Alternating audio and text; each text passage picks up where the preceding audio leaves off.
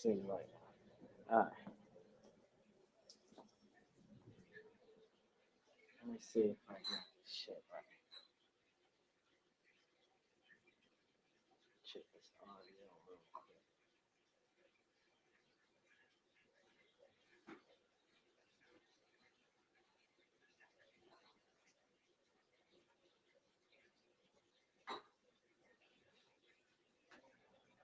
Why is she not playing?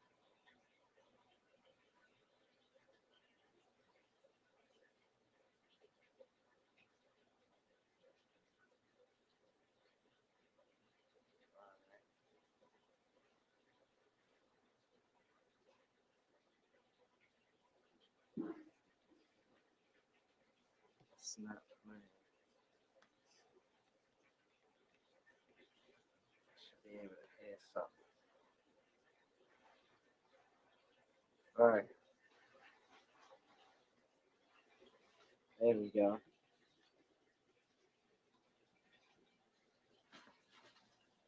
All right. No. No, I got it.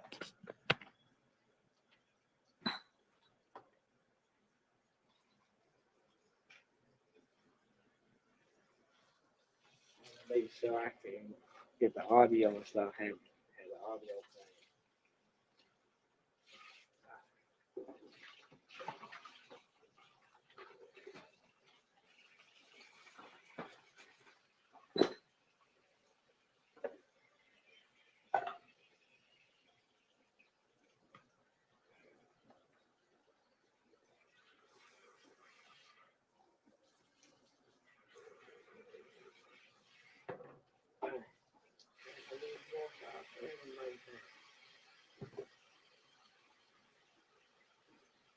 All right, we're gonna start this up. 1 second. 1 second. Start knocking out some of the dishes real quick. I got it. No, it's fine. Glad we watch a video. We watch the videos first.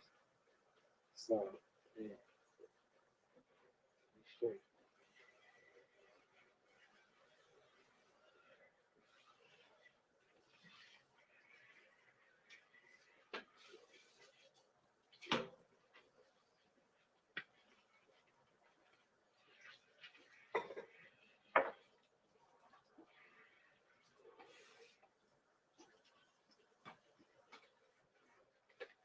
Make sure the mic is working. That's all.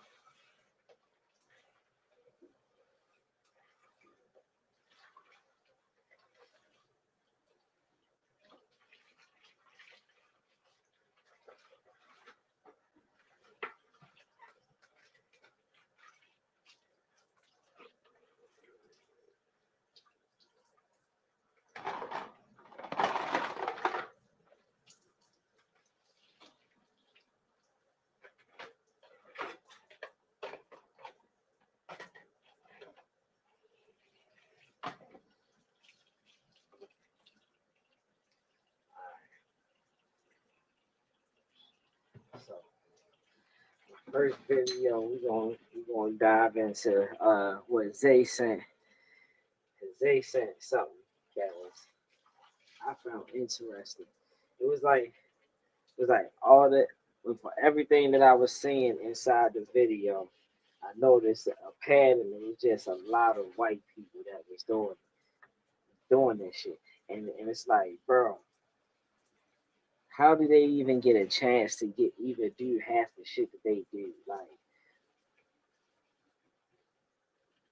the shit that we get harassed for is wild compared to the shit that they get stopped for and their actions and how they go along with talking to the police and all that shit. Like, bro, we really get harassed type shit. Like on the cool, we get harassed all the time.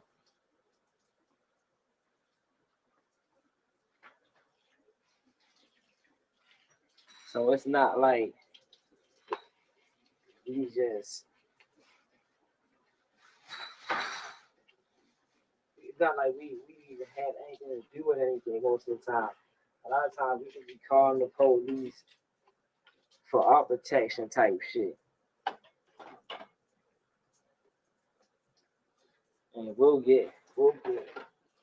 yeah, man, harassed and all that. Like, it's crazy.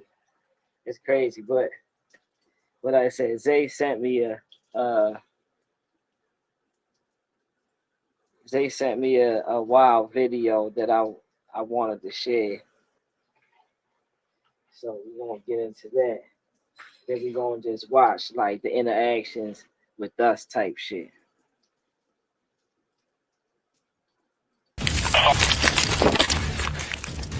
You good? Remember, I just pat down your pockets real quick. Can I get that message? Just... Sheriff's office! These are instances body cam captures officers' final moments alive. On New Year's Eve 2017, Douglas County, Colorado deputies are dispatched to the apartment of Matthew Reel after the 37-year-old veteran places a distressing call to 911, claiming that he got into an altercation with his roommate. How are you? Good. What's going on tonight? Yeah, well, my roommate freaked out on me and came at me. I even like put a laser in his face and like I'm surprised. Okay. Why don't you come out here with this guy right here? You mind if I come in and talk with you, sir?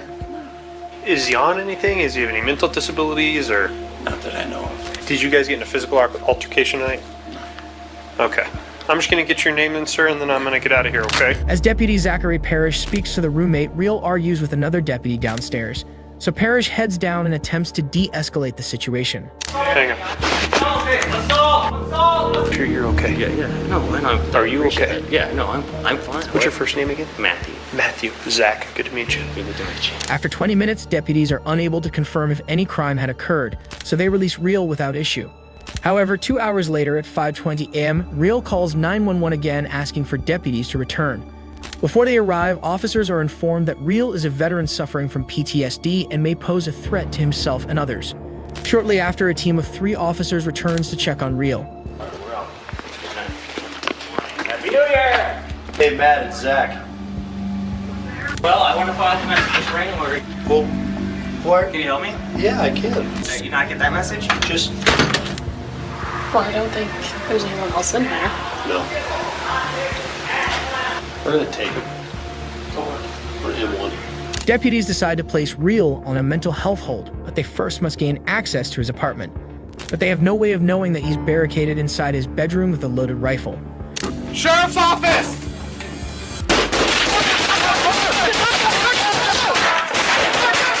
Reel unloads a 30-round magazine in a matter of seconds, striking Deputy Parrish multiple times. His colleagues attempt to rescue him but are pinned under heavy fire. I'm going! Cover me! Shots fired! Cover me! Multiple deputies are hit in the ambush and are forced to escape by any means necessary. Stay with me, Kelly. Out of there. Stay with me. Man.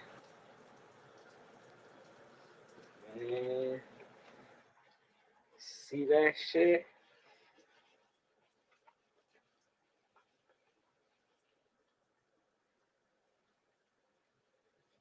I'm telling you, like shit, the shit is different on that side. Like this what me and B was talking about on the last live on how these motherfuckers react compared to how we react to certain shit.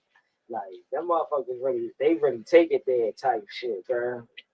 We don't really be on no really taking it there type shit. That's why I be so thrilled that like the shit happens to us the way it does. It's like, bro, we ain't the ones. If anything, we gonna try to talk it out. We gonna try, swindle our way out of a situation. But these motherfuckers, they go straight to the extreme, bro. Like, I talk to you one time, I might talk to you a second, but the third time I ain't talking. Half the time they just 0 to 100 type shit. Like, this shit wild, bro. That shit wild to see how they can get away with certain shit the way they get away with it versus what we get away with and the interactions that we get. Like, they should get them interactions on a regular type shit. These motherfuckers get a chance to go home and all that shit.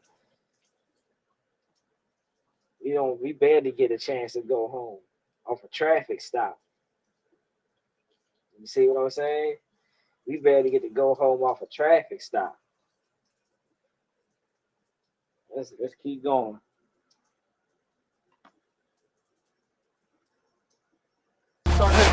Yeah.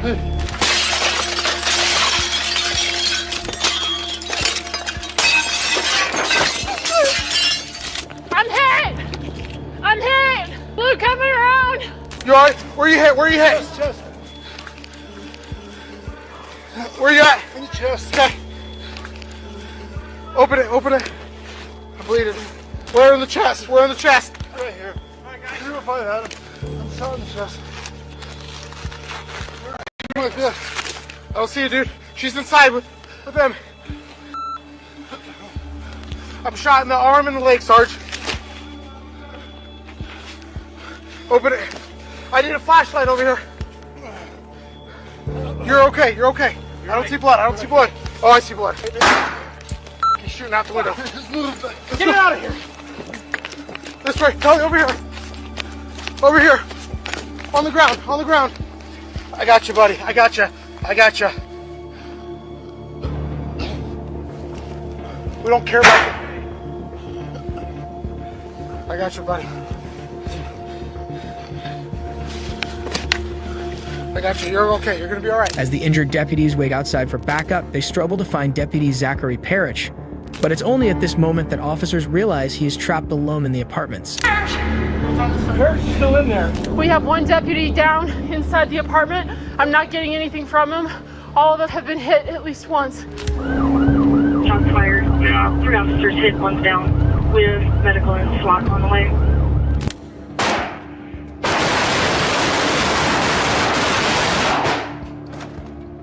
Let's go back. Parrish, can you hear me?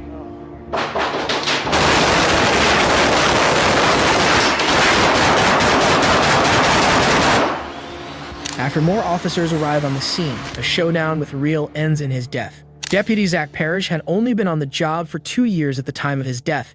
He was 29 years old. As tragic as that was, wait until you see these Aussie cops get caught in an ambush. You good?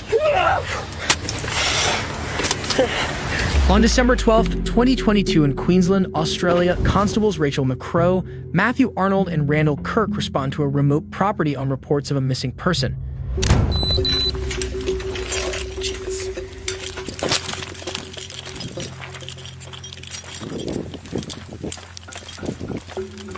Minutes later, suspects Nathaniel, Gareth, and Stacy Train open fire, hitting McCrow and Arnold as Kirk is left to take cover behind a tree. Hello? Hey, buddy, what's the we got? He shot Rachel, I believe. I think she's dead. She shot him, I think. No, he's still walking. He's trying to walk around me. So she shot him?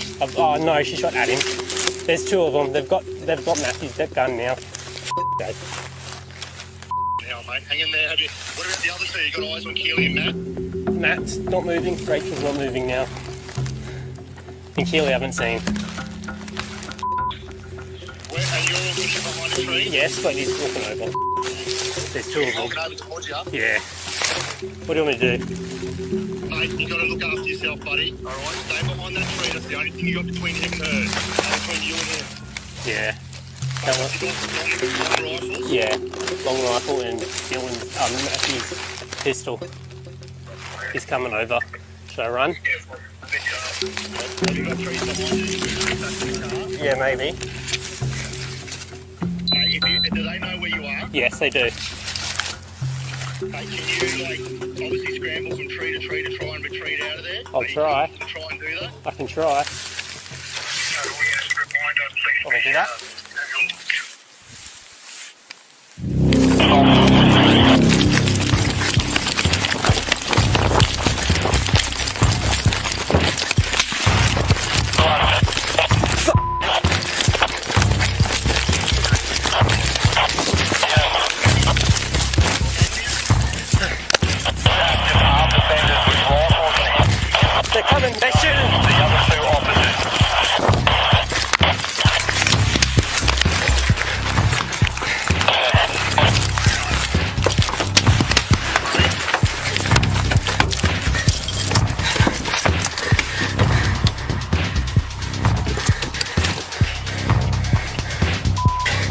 You good?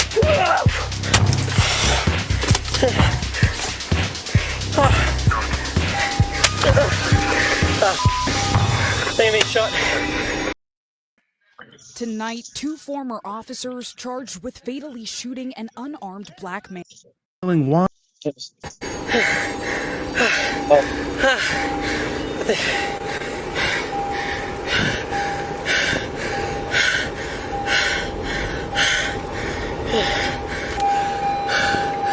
Hello? I'm in the car, driving away. Oh, I can't hear because of the firearm shots. Oh. Hello? Are you there, buddy? Yeah.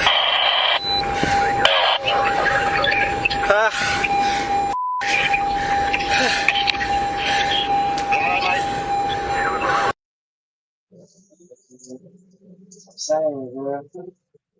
I'm saying, bro. Nigga, I wonder why they be so on edge like that, bro. Because the motherfuckers is getting shot at by their own people. So now, when they actually get to our side, they like, man, fuck, I ain't taking no chance. I don't cuss some motherfuckers anyway. Shit. And any kind of motherfucker shout on them, shit, most likely gonna be justified. That's how they gonna be looking at it anyway. It's justified. We shoot them, but they was criminal. That's why they try to find so much dirt on the motherfucker that they done shot them. They try to find so much dirt on. Oh yeah, he been locked up 5 times and he had a history with the police. Motherfucker just changing his life and all that shit. This nigga even got like jumped down with shit. Like, yeah, this shit hit different, bro. This shit hit different. And this they own people doing this to them. The good old American citizens, like he said, bro. No motherfuckers get active. Oh shit, they get active. Ain't no outfit. This nigga cold. Ain't no call. Nah, he ain't finna be calling nobody no hoes, no bitches, no lanes. There ain't no marks, no buses, none of that shit. He coming with straight violence and rage. Hate. That's all that shit. That's all that shit is. Violence, rage, hate. He gonna come. He coming with them things. Real step. Real step and slide. That man, shit. Got no hands. Got no hand bad. When you say crash out, he the ultimate crash out. Ultimate crash out. Don't give a fuck. What? Take me to jail. Lock me up. Rise and shine, nigga. How you feeling? Zay in the building. Smitty in the building. What's going on? Yeah, they come sliding. They come slide for real. And ain't no halfway stepping over there on their side. They pulling up, gun in hand, straight drawn down. No matter who the fuck in front of. You get police, black, white, Asian, Mexican. It don't matter. We just told you on the last time how these motherfuckers walked over to the Mexican dude truck, cut that shit off. They said, nigga, get that bullshit off, cut that bullshit off. We come around here, we blasting that dumbass music. I wish we would say something. Homie up there with the chopper on the joint. I see you, Zay. Hold on, I'm ready to get you in. Motherfucker come in with the chopper already right there. Like, yeah, I wish he would act up. What's going on, Zay? Yo, Chop, can you hear me? Yeah, I can hear you. I'm good. How you feel?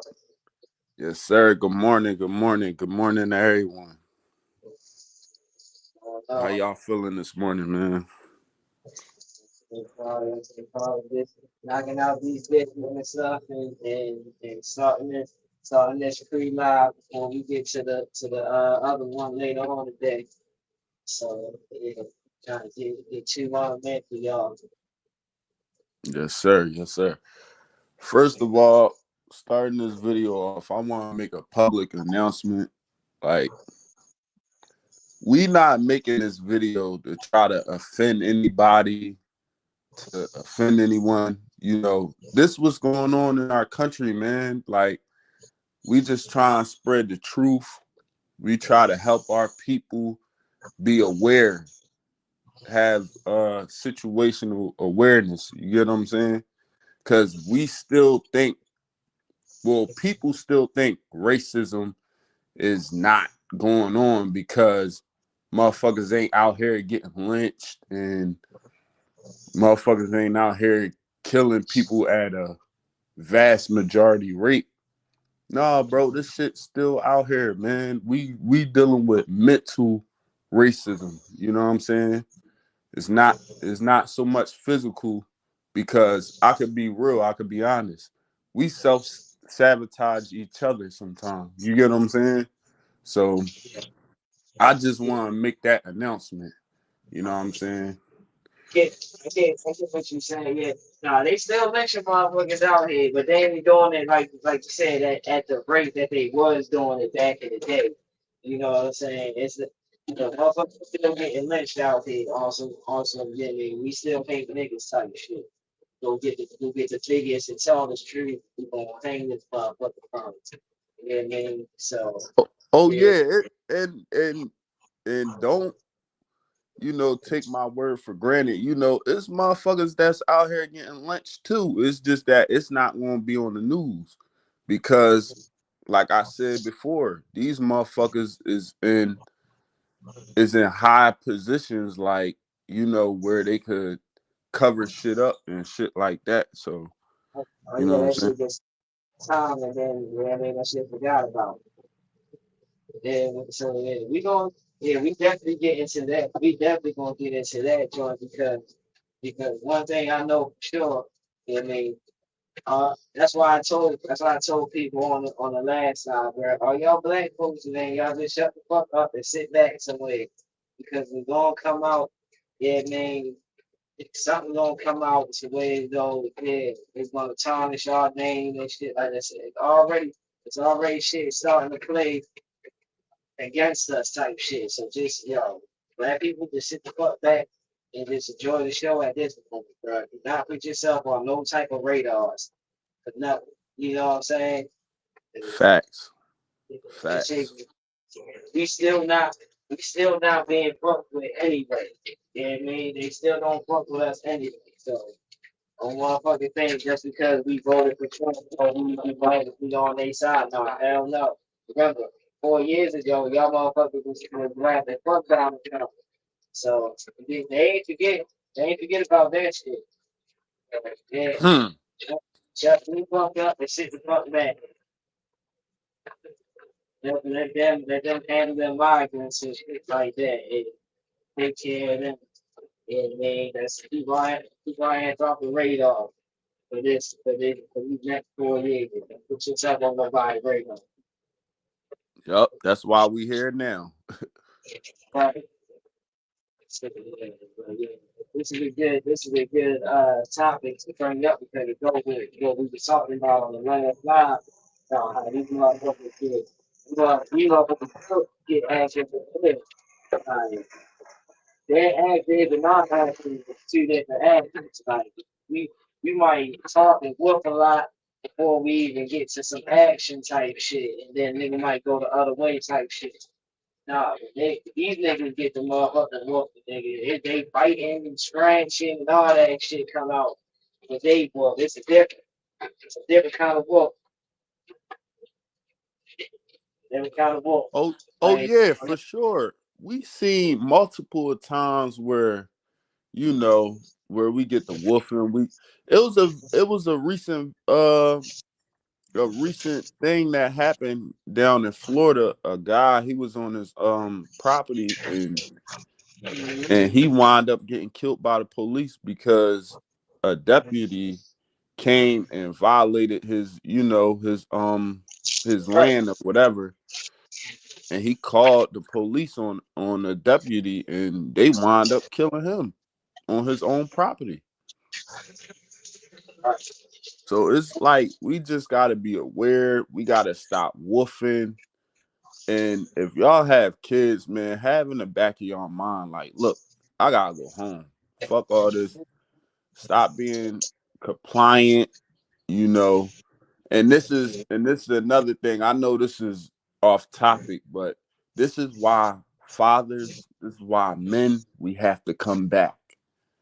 This is our chance. You know what I'm saying? We have to come back now. We need rational back. You know what I'm Yeah, saying? forces. You know what I'm saying? We need to come back as forces, not this motherfucker right here, this motherfucker all the way over here. This no. We need to come back as forces. Yeah, I mean, and make that change. Facts. Right on that. Let me put the link in the box. Y'all already know if y'all want to stop this.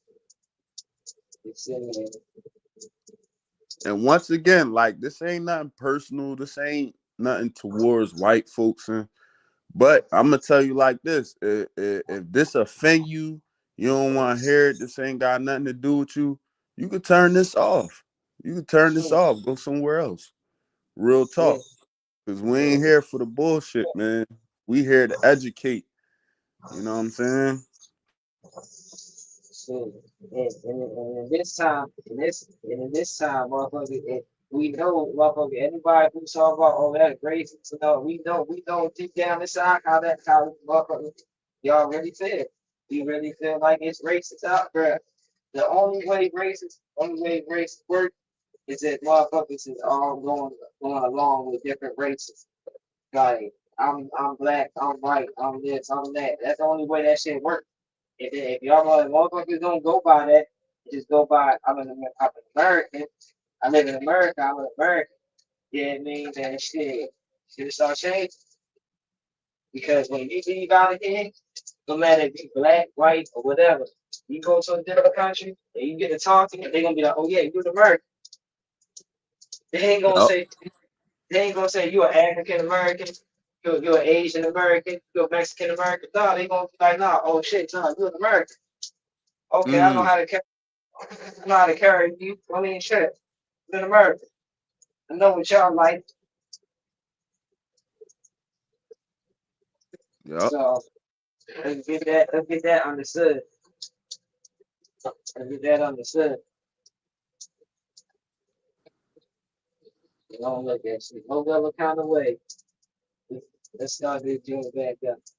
We got 42 minutes of this bullshit. Ooh, wait. Yes, sir. Yeah, Chop, start the video up. See what we can do. Where do you want me to drive to?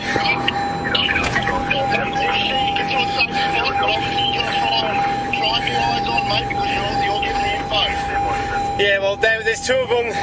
I think I've been shot. I don't know where. They've got multiple shots on the window of the car, but I had to drive away a bit. I've lost the shoe. I've got blood on my face. Smooth, man. It's smooth. How you feel about this, bro? Who want to speak your mind real quick when we get back to the video? See your chat there. Where you at, Loud? Hey, I'm right here. I just tapped in with you. I was just seeing what my brother was talking about. You know, I always come through and support. I just tapped in with you like last 5 seconds. Oh, okay. Alright. We talking about this kind of like black privilege, white privilege shit, and how we get addressed with the shit that we get addressed with, but on the other foot, we can see clear acts of what's going on, and Right. they don't get addressed the same way. You know, and just not to take these situations for granted and shit like that, because like this shit really happens throughout the whole America. We're viewed some kind of way, no matter who we voted for, none of that. We voted for Kamala, we still gonna be viewed that way. We voted for Trump, still gonna be viewed that way. What are we doing to change the views? You see what I'm saying? What are we doing to try to change the view of how we looked at? You know what I'm saying? I know exactly what you're saying happen every day, all day. And I always said, I always had a feeling that we can't do what everybody else do, first of all. We can't do what everybody else do. We gotta go through this like what's best for us and our family. You know what I'm saying? Can you hear me? Can you Yeah, hear me? yeah, I heard you. I had muted my mic. I was letting you rock out. I ain't want Nah, no nah, back. nah. You, Yeah, I ain't want you no good, background bro. noise. It goes so Okay. many. It goes so many ways, bro. It can go from the littlest situation to the biggest situation. But we can't do what everybody else do, and we gotta, like I said, we gotta start. We gotta start at home. We gotta start with our immediate family, from our father that can teach the kids how to interact with them people and how to have your education and how to have your discipline and all that. Because once you give them a reason to do anything, it's over with. They got a reason to do something now. All they looking for is a reason, and it can go from the smallest situation to the biggest situation. Real talk. Real talk, bro. Bruh, like I had this time. I'm gonna share this story with y'all. I had this time. I was working at FedEx. And I was going to work like 2, 3 o'clock in the morning. So you already know 2, 3 o'clock in the morning. That ain't no benefit. If you ain't on the road, the motherfucker go to work. There ain't no point in you being on the road 2, 3 o'clock in the morning. So especially as no black man. So as I'm going down the road, I just happened to see the police busting you in the middle of the street out of nowhere. Boom. So I get to the corner. The corner there's a police precinct right there. So I make a left, boom. I'm sitting there. I go to make a left. As soon as I make the left, they cut the lights on. So now I'm stopped. I'm like, yeah, I got my window cracked and shit. Like, yeah, what's going on? He like, yeah, we got to report up the robbery, and you the only car that rolled down the street. And I'm like, oh shit, I'm on my way to work. I got my FedEx badge hanging from the rear view joint. Like, see, that's my FedEx badge right there. He's like, oh, okay. Like, what you got? I see a bag in the back of your car. What's that bag? I'm like, oh shit, that's my kid's. My mother gave me the kids Christmas presents. I just ain't never take them in the house. So he like, you mind if you step out and let me see him? So I'm like, all right, cool, I got you. Open up the trunk, showed him. And I see the other one pull up, but he don't come to where I'm at. He come to where the like the side windows is, and he looking inside there. But I got the window rolled up, and the door is locked. Only unlocked my side. So he like, oh, all right, yeah, man, like that's what it is, like, you be safe, you have a nice night. I'm like, all right, cool. They ain't asking for my ID or nothing. You know what I'm saying? They just straight on some pressing me type shit. But I That's already don't interact with it, so I don't get it. Especially if I'm in their environment right now. I'm in their environment right now, boy.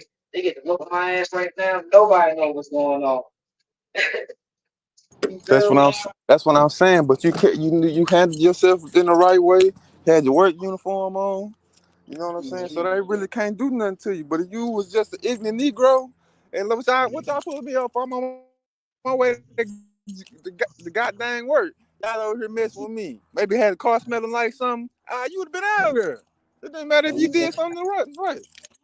Well, yeah, And like I yeah, yeah. said, you gotta be compliant, man. You gotta, you know what I'm saying? We always talk about this on Grump channel. It's verbal cues and non-verbal cues. You gotta understand that, man. Like we preach this every day, bro. Like we gotta know this stuff. No, because that's how they coming at it. Like they looking at your verbal and non-verbal cues. Oh shit, why you fidgeting so much? Why you look antsy? Why you look like this? Why you look like you up to something? How many times you done heard that? You look like you up to something. That's a non-verbal cue. You done did something that you done And you did know what? something in your profession. Go ahead. No, I, good. I've been.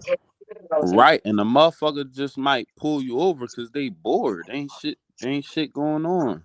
They just trying to get their shift over. You gotta understand all this shit. You know what's crazy? A lot of kids don't know how to act when the police stop them in a car, like the 16-year-olds, the 21s, the 25. Because when I was young, I was ignorant. Because I thought I had rights. And you know, I think I was a tougher guy.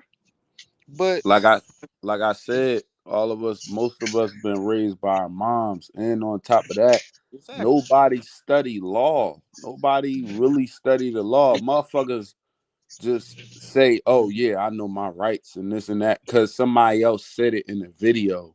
Right. No, you actually gotta explain to them what's going on, but be compliant. Keep, Right.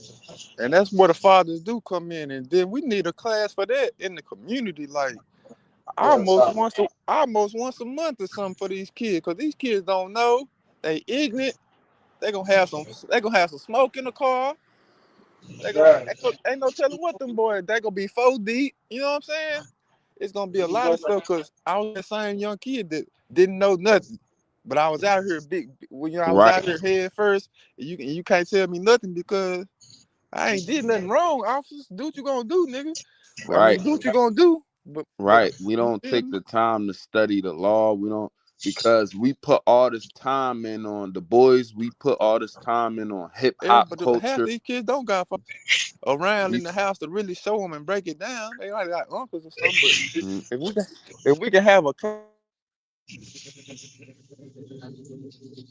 you go ahead now. that'll really change and help some things up. But the community don't even stand up for the community. Hold on, back up real quick, because you blacked out for a little second and it went away, but then you came back. What was you saying?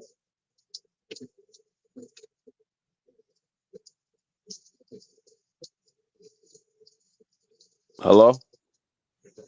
Yeah, I'm here. Yeah, what was you had went away for a second and then you had coming back, so we didn't hear exactly what you said. Can y'all hear me? Yeah, I can hear you now. Yeah, we can hear you. Oh yeah. Like I said, the community don't even stand up for the community. So like I said, it's really basically do what you can do for your immediate family and your surrounding family, your cousins. Do what you can do there, because we don't even help each other out. You know what I'm saying? Yeah, no, definitely. And that's the thing too. Like people don't understand. People don't understand. Like police, they do what it's called heat Do that check. make sense? Yeah, no, that made perfect sense. That made perfect sense. But I was saying too, we gotta explain to them. We gotta explain to them like police do what they call heat checks. Sleep name in the building. You know what I mean? Like they check the temperature of how you're gonna react to certain things. So you might just be driving casual, you know what I'm saying? Facts. And this might just check you just because. And you like, bro, I've been doing everything right. I use my, it don't matter. Don't matter. I'm just doing a heat check to see what you got, to see what you want, how you want to act. Because your verbal and non-verbal cues gonna get the fidget and moving around, looking for shit. Yeah, most likely you got something in there. So let me motherfucker press the issue now. And then, like I said, motherfuckers don't know the law, so I mean, anytime let me get the search in your car. Oh shit. You can have that motherfucker tucked away nice, it don't matter. You know what I mean? Nigga wanna search your car. If you don't know the law, you know what I mean, you gonna let it. Because you automatically guilty. In your eyes, you automatically guilty. And that's another thing we gotta explain to them. Get out that feeling of if you get pulled over, you automatically guilty or something. Like, you're not guilty of nothing. It's just that you gotta know how to talk, you gotta know how to, like you said, connection ways. You gotta know how to motherfucking interact with these motherfuckers.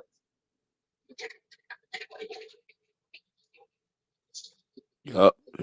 Go ahead, Chop. Start the video up.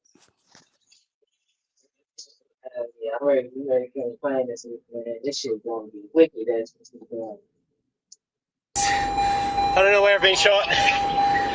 The suspects were later shot and killed by police after a 6-hour standoff. Constables McCrow and Arnold died on the scene.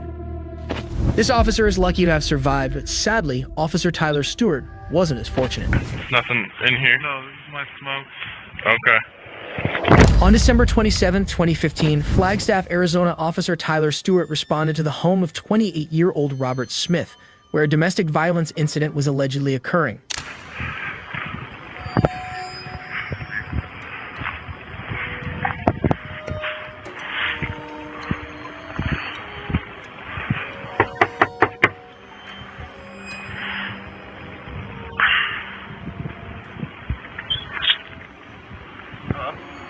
Robert here. What's that? Hi. We talk outside? We just talked on the phone. Too. We did. How you doing? Good. You talk outside?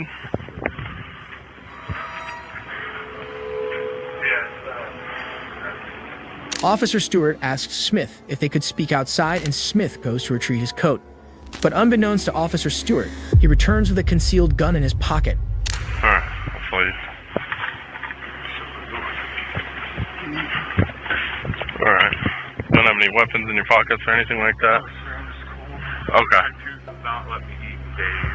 Okay. So the dog was around when this all happened? Yeah, freaking out. Okay. Did the dog knock anything over or break anything that you know? Not that I know of. And then all my stuff I threw into bags, and then I went down. There's two sets of stairs in the apartment. I went down one, and Anna was parked on the other side. And I was looking for her. And then in the meantime, I mean, I could hear Bessie, the dog named Bessie, and he's barking like crazy, you know? Okay. Like, because she's not supposed to bark because the apartment complex is like a quiet complex, you know? Yeah. And, yeah.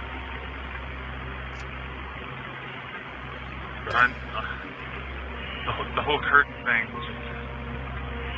You're talking about the blinds in her bedroom? Yeah.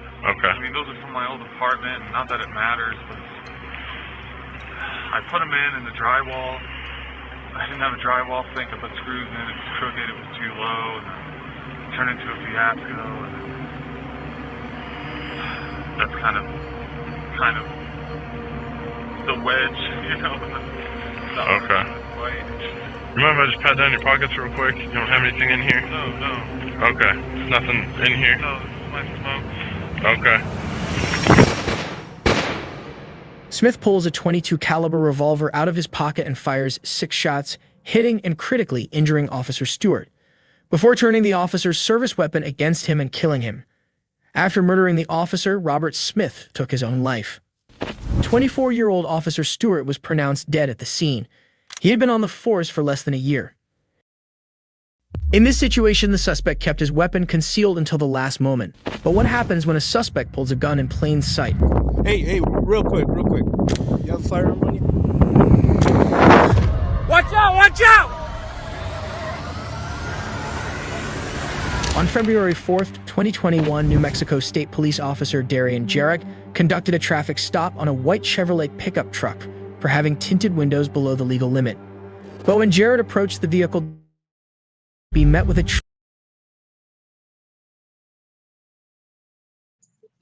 Man, I'm telling you, bro. Like, we don't motherfucking do no shit, though. We don't get pulled over by the police and then just randomly reflect.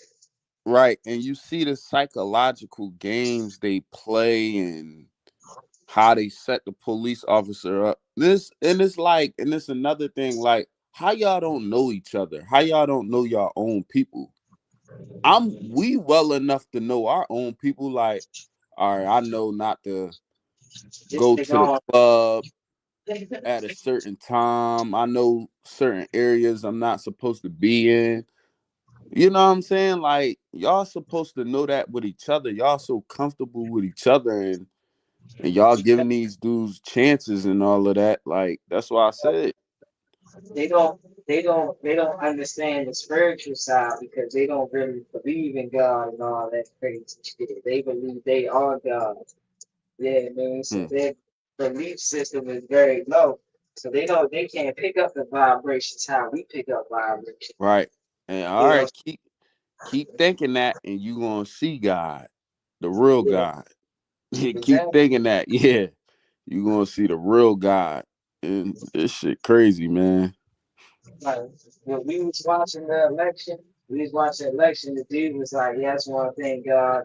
And nobody really clapped for it. Like it was like ooh, like that type shit. Mm-hmm. But then he was like, yeah, I want to thank the wife and kids and all that. They was like, yeah, they got the shit, they got the cheering and shit. And Theo was like, yo, bro, like, yo, nobody really cheered for when he said, God. I'm like, Theo.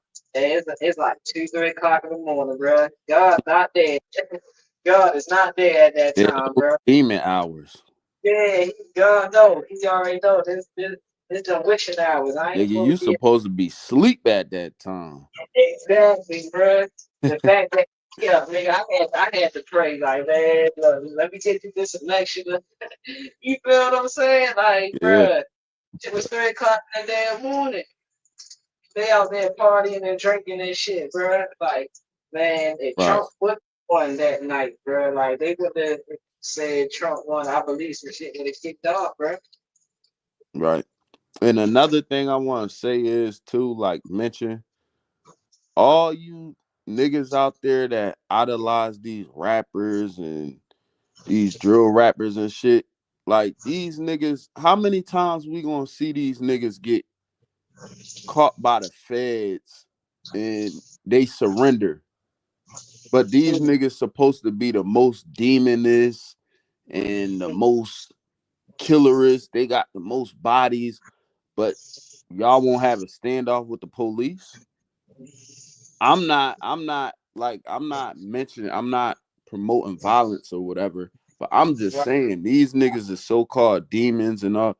No, these are the real demons. These guys that get pulled over and pull out rifles on policemen, these are real demons. They're really on that time. We've seen this multiple times. We've seen this with the Dirk situation. We've seen this with the Julio Fulio situation. None of them niggas, if the feds come get them, none of them is not doing none of that shit. Cause they're not real demons. So we need to stop acting like these niggas is real hitmen and real shooters, cause they not at all. Real talk. That's facts, bro. That's facts, bro. Look, you don't see, that's it. You don't see us motherfucking coming jumping out with choppers in our hands, ready to shoot it out the police on those shit. If we do, that's a novelty, like once in a lifetime type shit. And that nigga already had 3 strikes type shit, wanted for murder in another state type shit. He knew like that was his only way out type shit. So I don't give a fuck what you got. I don't care if you got Switch or Draco. Nigga, y'all not doing nothing. Like, y'all not on nothing. Not this type of time right here. This a different kind of time. It's a different kind of time right here. You just jump. Look how he made sure he wasn't seen so he can get the drop on him. Like, bro. Right, exactly. He set him all the way up.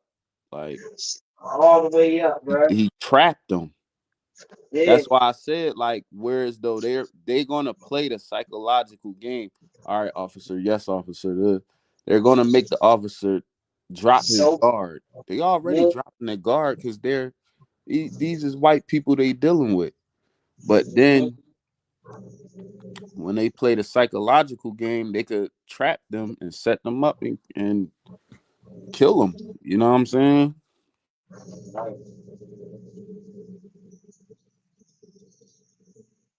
Truly unbelievable sight.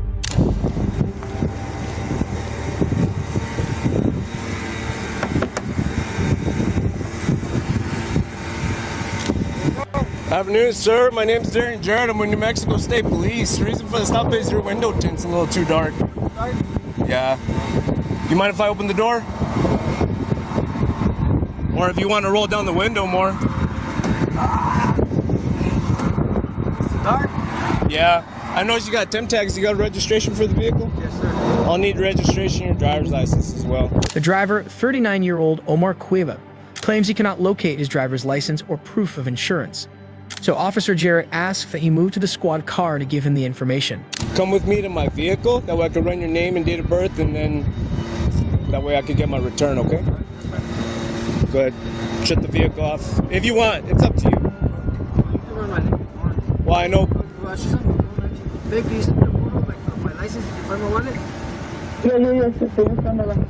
That'll work. Grab the phone and come with me to my vehicle so I can get the return, and then I can make sure that everything's good. What was your name? Omar Cueva. Omar Cueva? Yes, sir. All right, Mr. Cueva. Okay. Huh? Yeah, so I can run my checks and I can talk to you a little bit while I'm running my checks, and then you'll show me the picture right away because I got paperwork I gotta do. You know? Hey, real quick. You have a firearm on you? Yeah. No, I see it at the waist. Do me a favor. You mind if I take it off you for my safety? Alright, hold on. Alright, let's go to my D Chop. Hold on, Chop.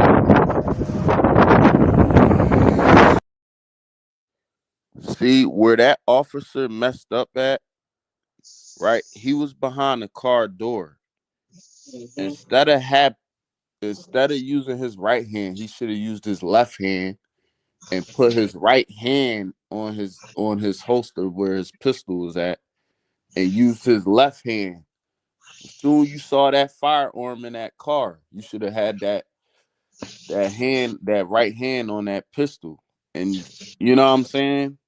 That's where he fucked up at. That's a comfortable part about how they have with their people. They comfortable with their people. They comfortable enough that they can do that shit and be like, no, I know he ain't gonna do nothing. He not gonna shoot me. And it's I'm an American peace officer. You know what I'm saying? Like, he not gonna shoot me. But the thing is, they're in Mexico. That nigga might have been a cartel member. You know what I'm saying? He could have been anybody. Because they was two Mexican dudes. Yeah. That's why I said, man, awareness. They ain't ready to blast the police not knowing he get. You know what I'm saying? He knew he was getting away free, bro. Like, come on. Man, this shit crazy. This whole video is wild, bro. This whole video is wild.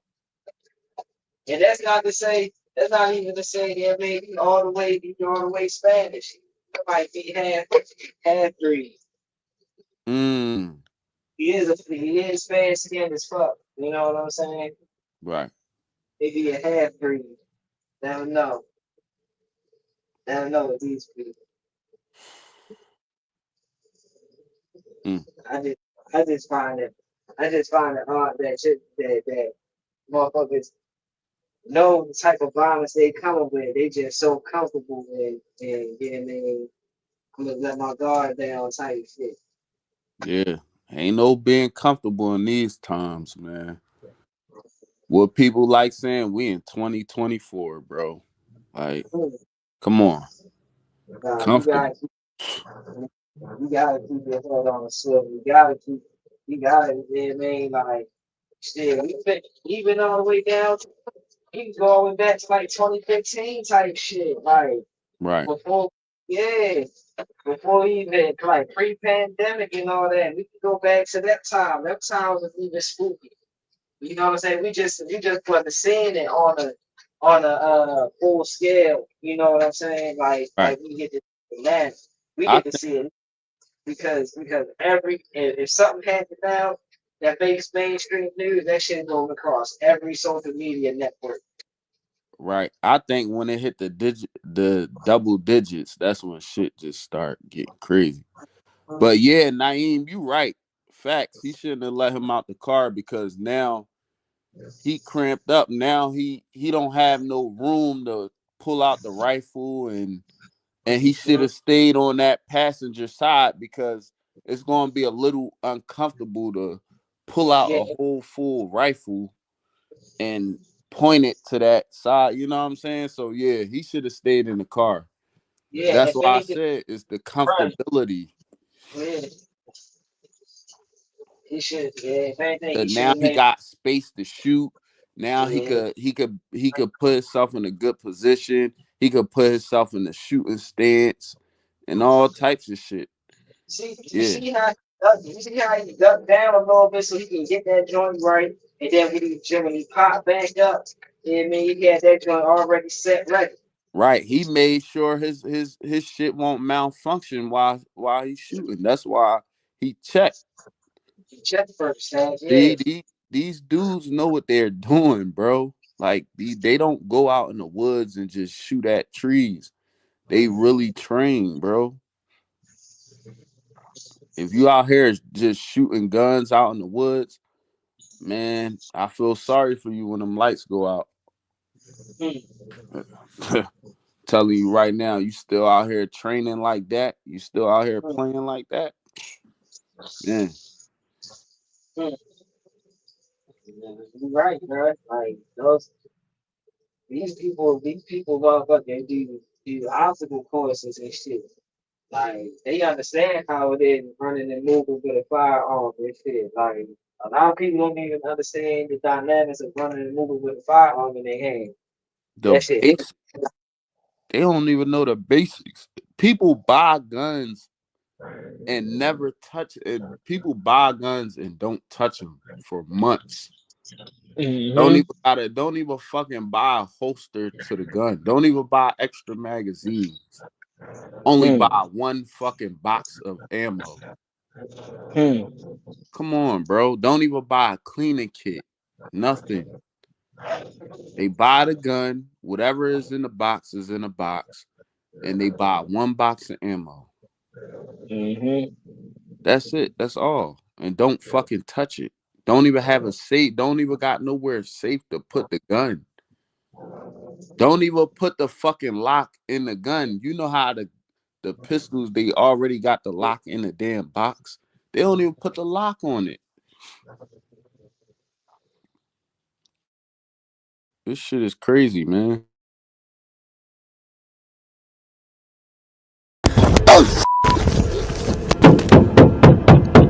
Cueva fires an AR-15 style rifle at Officer Jarrett, hitting him multiple times before delivering a fatal point-blank round to the back of the head.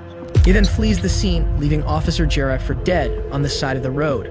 Homeland Security officers driving by see the dying officer on the side of the road and call for help, but it's far too late. Police frantically chase Cueva as citizens record the scene. There he goes! Drove off comfortably. That nigga just got off of work. Watch out! Crazy. Yeah, shit, you know what I'm saying? Just drive. I'm gonna just dump the police and then just drive off past you like shit ain't even happen. Oh man. Yeah, go ahead, Chop. Wow, bro. Wow. But now I ain't saying. Man.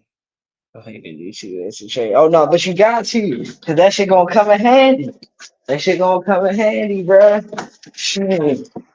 She Oh my gonna be mad, God. but she gonna be thankful when the shit kick off, cause that shit gonna kick in like a natural instinct. Shit. That's why I said that's gonna happen, Naeem. Like my girl get mad at me all the time when I buy guns and buy ammo, and now she don't a little bit. Now she calmed down. She understands. She know what I'm into.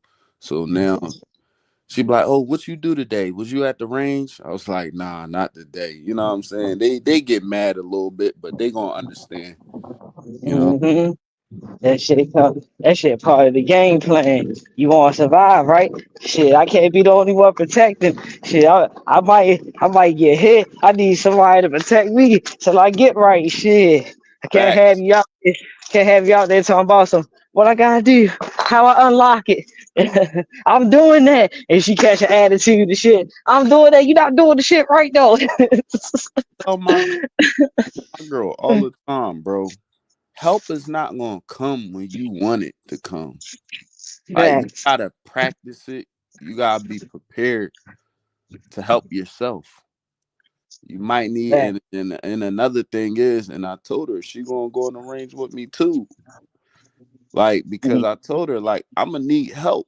Like I can't be the only protector. I'm one person. I could die One out. of the And one thing too, she got to hear them gun sounds all around her, so she don't freeze up when she Yeah, actually hear the gun sounds that's fact. going on around her. Because them motherfucking gun sounds, bro, that gun is loud. That Sometimes shit I ain't. might keep one muffler on just so I could. I ain't gonna lie, fuck your ears up a little bit, but sometimes I keep one muffler on just to hear that sound while I'm shooting. You know what I'm saying? Yeah, so you don't flinch, none of that shit. So yeah, I know exactly what you mean. Shit, hold on. Let me exit out on my phone and get on the computer real quick. Give me 1 second before we get this joint started. Yes, sir.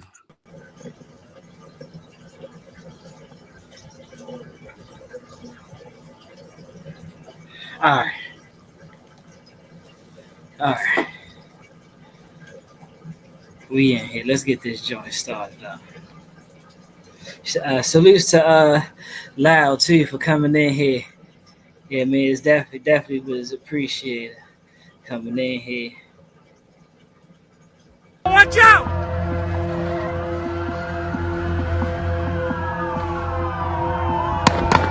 Hold up, what's going on? Is that me? Hey, get the back!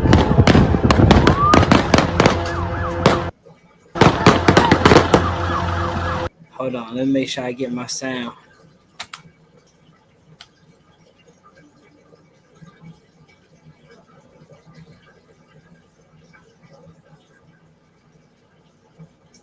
I hate all that recording shit, man. Motherfuckers think this is a Grand Theft Auto game.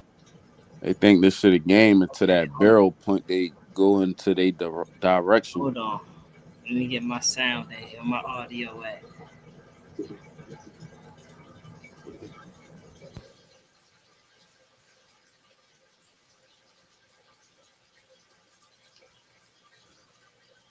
Got registration for the vehicle? I can hear you, Chop. Hold on, y'all. Hold on. Don't go nowhere.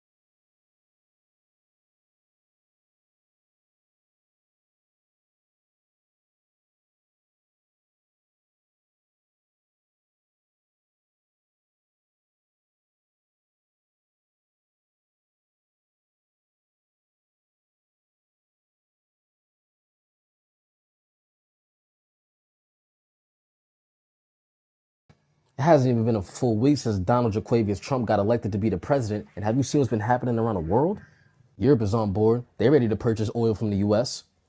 Mexico didn't want any smoke. They've been telling their own people to stop crossing the border because Trump threatened them with that 25% tariffs. Golly.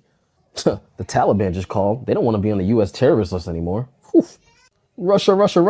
Putin said we not an enemy. And they decided to change their mind about ditching that blue Benjamin Franklin, baby. They gonna stick with the U.S. dollar in Russia. Oh, and the misogynist sex. Welcome back to Supremely Black Podcast.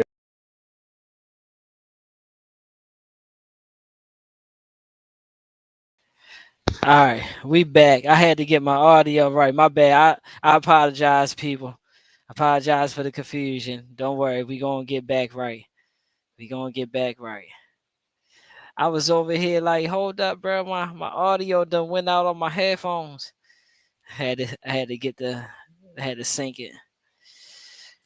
All right, where's my video? There you go. All right. You good? You mind if I just pat down your pockets real quick? Can I get that message? Just. Sheriff's office! All right. I apologize, people. Let's get back to where we was at. Boom, boom. Oh, right, this one right here. To speak with the driver, he'd be met with a. All right.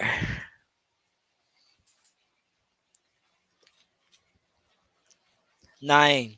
This video gets crazier as we go. You ain't even see nothing yet. Like wait till you start seeing the videos towards the end. Man. Oh my God. Oh my man. It gets Just intense and intense. word. All right, let's go ahead and get this joint back running. My fault, peoples. Truly unbelievable sight.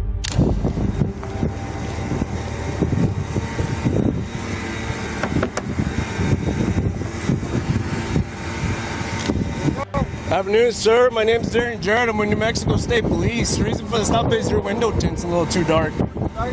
Yeah. You mind if I open the door? Or if you want to roll down the window more. Dark? Yeah. I noticed you got temp tags. You got a registration for the vehicle? Yes, sir. I'll need registration and your driver's license as well. The driver, 39-year-old Omar Cueva, claims he cannot locate his driver's license or proof of insurance. So Officer Jarrett asks that he move to the squad car to give him the information. Come with me to my vehicle. That way I can run your name and date of birth, and then that way I can get my return, okay? Go ahead. Shut the vehicle off. If you want, it's up to you. Well, I know. Big piece of my license, if I want it. That'll work. Grab the phone and come with me to my vehicle so I can get the return, and then I can make sure that everything's good. What was your name? Omar Cueva. Omar Cueva? Yes, sir. All right, Mr. Cueva. Okay. Huh? Get up? Yeah, so I can run my checks and I can talk to you a little bit while I'm running my checks, and then you'll show me the picture right away because I got paperwork I gotta do, you know? Hey, real quick. You have a firearm on you? Yeah. No, I see it at the waist. Do me a favor. You mind if I take it off you for my safety? Alright, hold on. Alright, let's go to my vehicle, okay? Come on.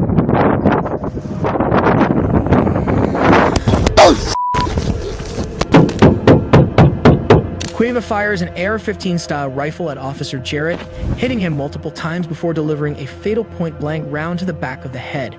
He then flees the scene, leaving Officer Jarrett for dead on the side of the road.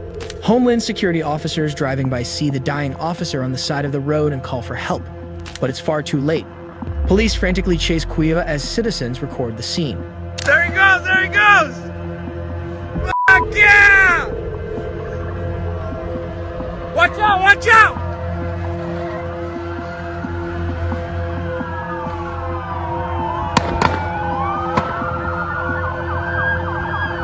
Hey, get the back!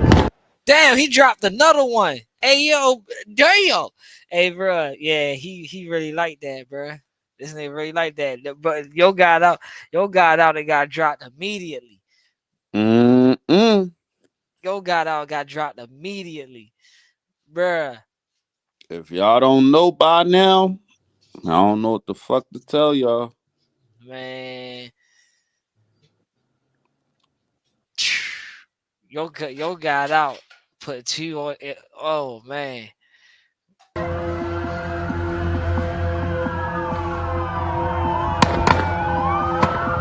Dropped him. Put him 2 times, dropped him, bro. Yeah. And that might not even be lethal shots. That might he might have got hit in the vest and shit. And people don't understand, bro. Get hit in the vest is it's like still hurt. Yeah, that shit like getting kicked in your chest for real by a mule or some shit. Right. Like or, that shit. Or getting hit with a bean bag. You know the Jones that in prison to keep the prisoners off. Getting hit by one of them Jones. Like there's no difference. That shit crazy, bro. Straight hopped out and put 2 on him. So now he down. He trying to gather his shit. Yeah, man. Say like, yeah. And he was shooting with one hand. It wasn't even he wasn't even tactical. He just shooting. Right. He ain't even behind a car, nothing. He just had to drop on them. They was quick. He had to drop on them. And see, this is the type of shit that motherfuckers don't even understand. Like, you ain't never had to been witness no shit or be in the presence of some shit like this. Like, and just imagine how the dude feel that's on the ground right now. Just got laid down with 2 shots. You don't know what's coming around. Like, yeah, he don't even know where he at right he now. don't even know where he at, bruh. And that's the scary part. Yeah, like people don't understand when you get into a gunfight, bro. That shit happens that shit happens quick, and then it's like you can't even gather that much information that fast of what's really happening in the time unless you've been through it and able to, you know, slow your heart rate, breathe, think about what's going on type shit. You know what I'm saying? If not, you just reacting. And this is why I always say this why being a civilian and being separated from the military is different, because it's the mindset. It's always the mindset. I don't give a fuck how much training you do as a civilian, how much shooting you did, bro. You would never have that mindset as a military person unless you've been going through their courses and their training processes. You get what I'm saying? So Nah, I know exactly what you're saying. Like, you gotta really be like on some black ops operative type shit to understand what the fuck it is to be in some shit like that, bro. right, Even regular. Go ahead. To understand that pressure, like. Nah, for real. That shit hit different, bro. That shit hit different when you actually in the shit. You actually got to go through some shit, and like that shit hit different. This shit ain't no motherfucking I'ma just go out there, guns blazing and all that. Nah, hell nah. Hell nah. Even people you can tell motherfucking when they first hit the range type shit, and they'll shoot, especially somebody recording, they'll shoot the gun and then they'll look back at the person and shit like dang, that's what it feel like. Yeah, bro, that's what that shit feel like. That's what that shit feel like. Yes.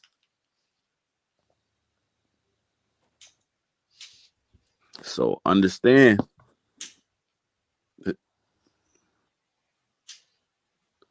Go ahead, Chop. Hey, get the back!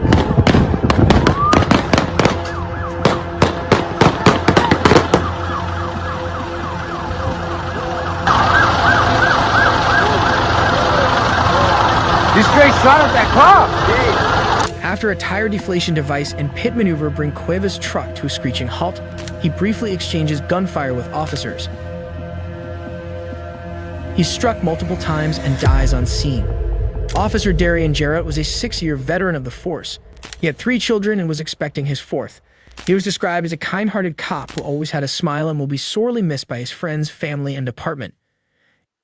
In this horrifying story, even a routine traffic stop can turn sinister. But what happens when a police officer tries to help a gunshot victim? There were multiple shots fired! Multiple shots fired! Cop down! There is a cop down! On May 30th, 2024, Minneapolis officer Jamal Mitchell was responding to the scene of a chaotic mass shooting when he went to aid someone he thought was an injured man. But little did he know, it was 35-year-old fugitive Mustafa Mohammed who was armed and ready to kill.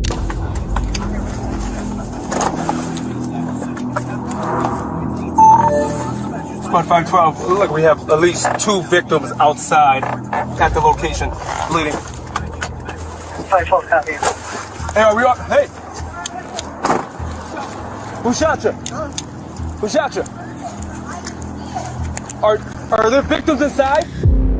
Officer Mitchell approaches when suddenly Mohammed turns and fires. Mitchell then falls to the ground as the suspect fires multiple rounds, killing the officer. Soon backup arrives and a shootout begins. Stop.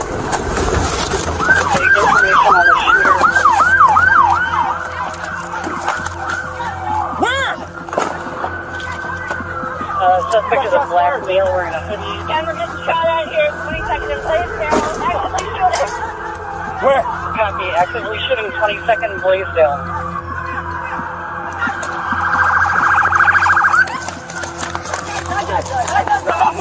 Where? Where's the guy shooting?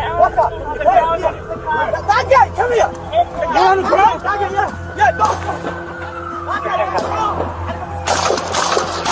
watch out, watch out.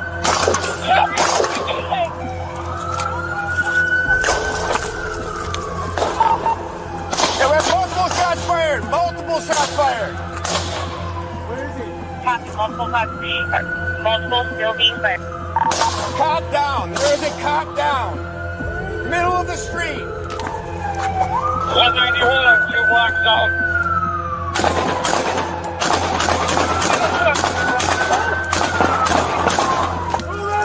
We're moving forward up the fire now. Somebody actually went around the back and took a shot at him. Go around if you can get around that corner. I'm going to be, yeah. Oh, right there, I see him. He's down. Move up. 1 second. Hold up. 2nd Street. Come on. Reload. Reload. I got you. Stay around 22nd and 21st. You're shooting somewhere between the blocks. Copy. Stay away from 22nd and 21st. Blaisdell is shooting from that block. Get up, get up, get up, get up. Anyone else? Anyone else? Hey, get down, get down. After an intense firefight, the suspect is killed by police. Officer Jomo Mitchell made the ultimate sacrifice trying to protect and serve, and his selfless acts will never be forgotten. As awful as that was in our next case, a drug-addicted college student somehow manages to smuggle a gun inside the campus police. Man, hey.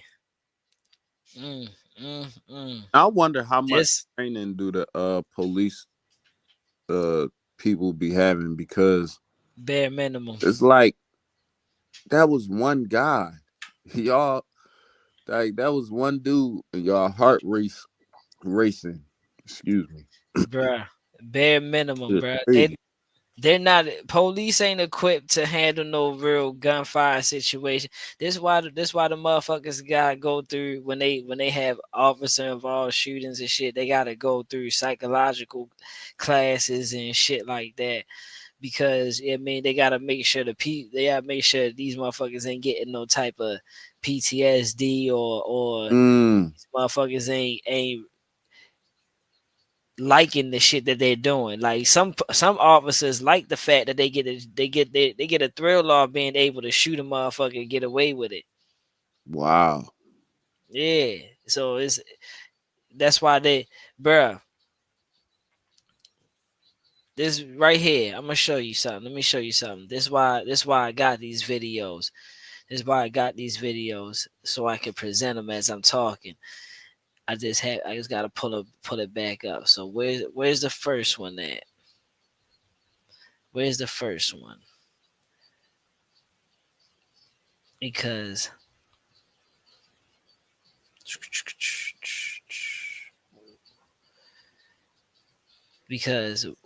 these motherfuckers really get, like I said, really get a thrill out of catching the. All right, so this is a police, right? This is the difference between the ones that get a thrill out of shooting and the people and the ones that's in fear for their life. All right, this is one that's in fear for their life, and I'm gonna show you the difference.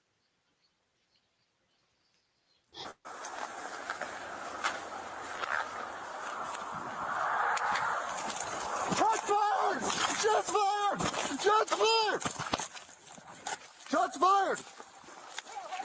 You know.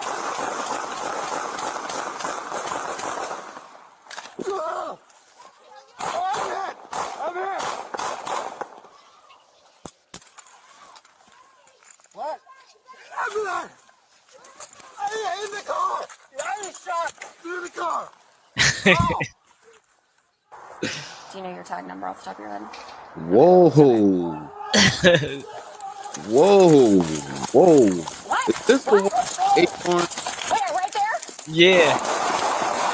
Wow. Jesse, are you okay? Yeah, this the acorn. This the acorn, bruh. They It's the really acorn. just dumped the mag into the. Oh my God, bro. It's the acorn one. So yeah, I mean, this is what happens when they're in fear for their life. You know what I'm saying? In fear, just not in fear for their life, just in fear general of being around, places they're not supposed to be type shit. And like this is their fear. You know what I'm saying? My thing is with the dude, right? Didn't they already have him in cuffs? No, I think they was questioning him. I don't think he was in cuffs. All right. And then they said his gun was suppressed. Mm-hmm. First of all, most niggas in the hood don't have suppressors. They can't afford them, and you gotta have a special certification for that. Yeah, you gotta go through leaps and bounds to get motherfucking A suppressor, a real suppressor, not them $300, $200 suppressors. Right. No, we talking about real deal suppressors. Like That shit gotta go through the ATF. exactly. Like, come on, cut that shit out, bro. Now this is somebody that's, like I said, in fear of being in the wrong place. You know what I'm saying? He feared for his life because he not dealing with his people. You know what I'm saying? So he feel like no matter what environment he is, if he's not around amongst white people, he's not comfortable. But if he's around Spanish or black people, yeah, man, he's uncomfortable as fuck. So this is why an acorn can sound like a shot to him, because he feel like he was already gonna get shot at anyway for being in a different. Look at this neighborhood. This look like a nice neighborhood. Don't like nobody will shoot at him, type shit. But he, like I said, he's in fear for his shit. Now, peep game. This is somebody that gets a thrill out of fucking killing. And gets a thrill out of putting the motherfucker down, shooting the motherfucker. Hold on. Right, he Disturbing wanted new body camera video released in Springfield, Illinois late today. The deadly police shooting of a mother shot in the head in her own kitchen after she had called 911. Alex Perez tonight with the video and a warning here. It is disturbing. Sheriff's Office! The just-released body camera video shows Deputy Sean Grayson and his partner responding to Sonia Massey's house in Springfield, Illinois, after she reported a prowler. Massey, at times, struggling to answer questions. What is your last name? Shouldn't have to think about your last name. Then, when deputies say she can remove a pot of boiling water from the stove, the situation changes in an instant. Away from your hot steaming water. Away from my hot steaming water? Yeah. Oh, I would rebuke you in the name of Jesus. Huh? Rebuke you in the name of You better not. I swear to God, I'll shoot you right in your face. Okay, I'm sorry. Drop the pot! Drop the pot! Drop 18 shots fired. Shots fired! Shots fired! Grayson, who did not turn on... She lay on the floor and everything, right? Now this is a person that gets the thrill of police shooting. Now, hold on. Now watch this. Watch this brief, subtle moment, right? Right. Not yet. Hold up. Watch this moment. Right here. He asked her, "What's her name? What's her last name?" And then she says, and then he says, you don't, it shouldn't take you that long. But in that moment, the dude on the left that's looking at her, he looks at the dude and smiles. Watch. To answer questions. What is your last name? Right there. He looked at as if, oh, we might got us one. Mm-hmm. Non-verbal cues. Non-verbal cues. You see what I'm saying? We might get. I'm just saying, like I'm not saying this is what he's thinking, but I'm just going off of my intuitions, and my intuition says like, yeah, he looked like, hey, we might got us one. We might can get off on this one. If we do have to shoot her, we might can get off on this one. You see how he look? Hey, you already know. She had to get that crazy. We shooting. So I'm just saying. Shouldn't have to think about your last name. Then, when deputies say she can remove a pot of boiling water from the stove, the situation changes in an instant. Wait for your hot seat. She asked where you going. I'm stepping away from your hot steaming water. Then she says, oh, I rebuke you in the name of Jesus. He said, what you say? He says, I rebuke you in the name of Jesus. And then the motherfucker says, bitch, you better not. I swear, bro, he starts going, you better not rebuke me in the name of Jesus. Like, what? Like, so that's all that triggered this officer was saying, I rebuke you in the name of Jesus. It's 1:20 in the morning. Mind you, the times, everybody should be asleep right now.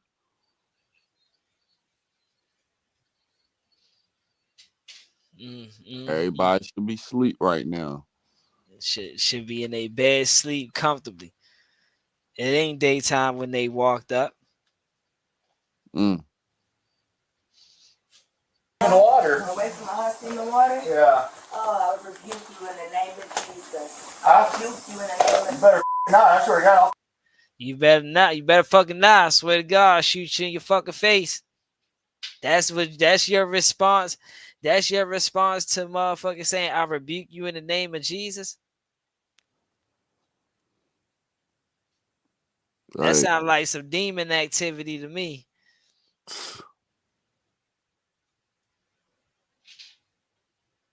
Look, the one dude already got his hand on his gun. He ready to shoot.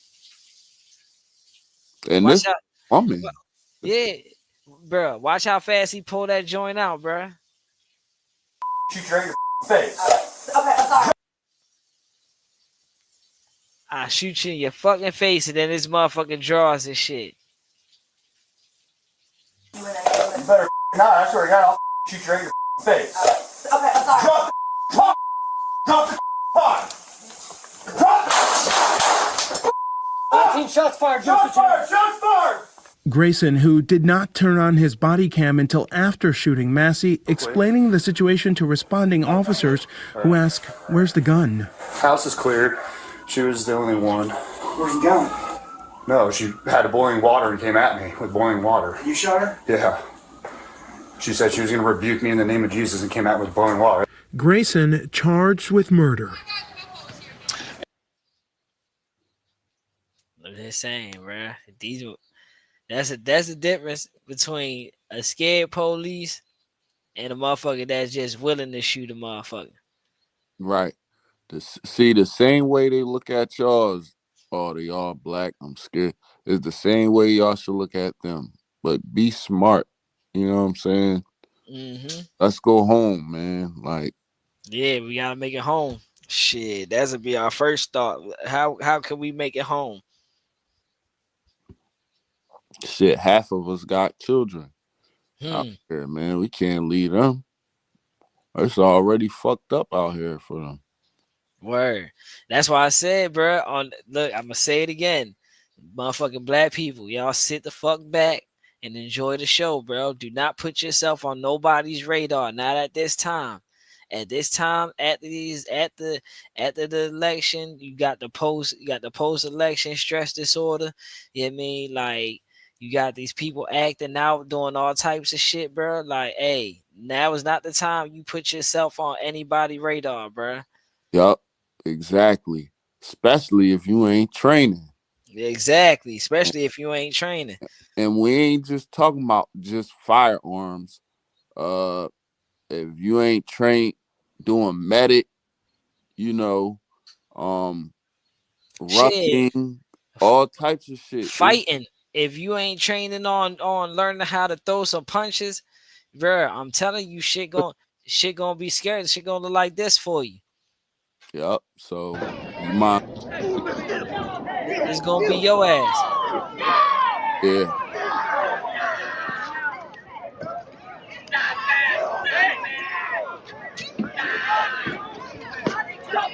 And then, like I said, look who the first person the police coming after. Dun, dun, dun, dun, top cop. Go straight after the nigga. Going straight after the black guy. Going straight after the black guy, bruh. And y'all want Kamala in office. Man, these people looking for blood, man.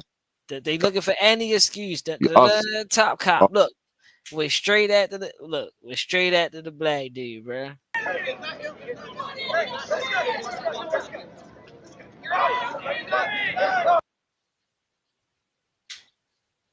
Shit is crazy out here, man.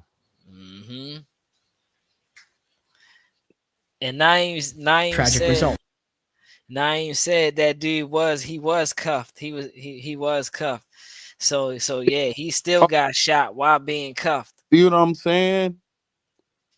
Over an acorn dropping. You know what I'm saying? So yeah, listen. Oh man, this shit crazy, bro. This shit crazy. Listen, bro. Listen. There's no way. Yeah, I mean, we gonna get around anything, bro. If any, like you said, bro, we gotta learn how to cooperate, listen, how to daggone listen, give verbal, give not half of an answer, but give the whole answer and answer the questions in its entirety, just so that you can make it back home, bro. Because the moment they start sensing that you feel like you don't know nothing, or they feel as though you don't know nothing, or maybe you are trying to overflex on them, bro, they gonna get to being violent and aggressive, bro. Yeah, they gonna flex on you. Yeah. They gonna flex on you because you can't flex on me. Only I can flex on you. That's how they see it, and it's fucked up. But at the end of the day, shit, you got to get back home. And I peep a lot of Caucasians. They play like this whole "my nuts is bigger than yours" type of game. Like even if you look at the military, oh, how many bodies you got? How many? You know what I'm saying? Just that type of game, bro. It's like y'all gotta understand this shit, man. Yeah, you don't get a chance to go into the police station and sit in the police station with a gun. You don't get a chance to get talked to multiple times, 3-4 times, and say whatever you want to say back to them. You don't get that good questioning of what's going on. You get treated with aggression from the beginning. You don't get. Oh yeah, can you just hey, you got a firearm on you? Oh, you do? Oh yeah, can you just leave that in the car? Because I just want to make sure, for my safety, you know what I'm saying? You don't get that. Gun, gun, bro, you getting all that. And you just reaching for your wallet to get your ID out the goddamn fucking glove compartment. To show that you're legal to fucking ride with a gun and carry your gun on you. You trying to get your certification, your license for the gun and all that shit.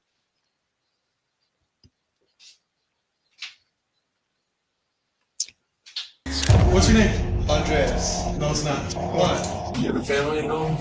Yep. And kids. This shit wicked. This shit was super wicked. Hey, watch.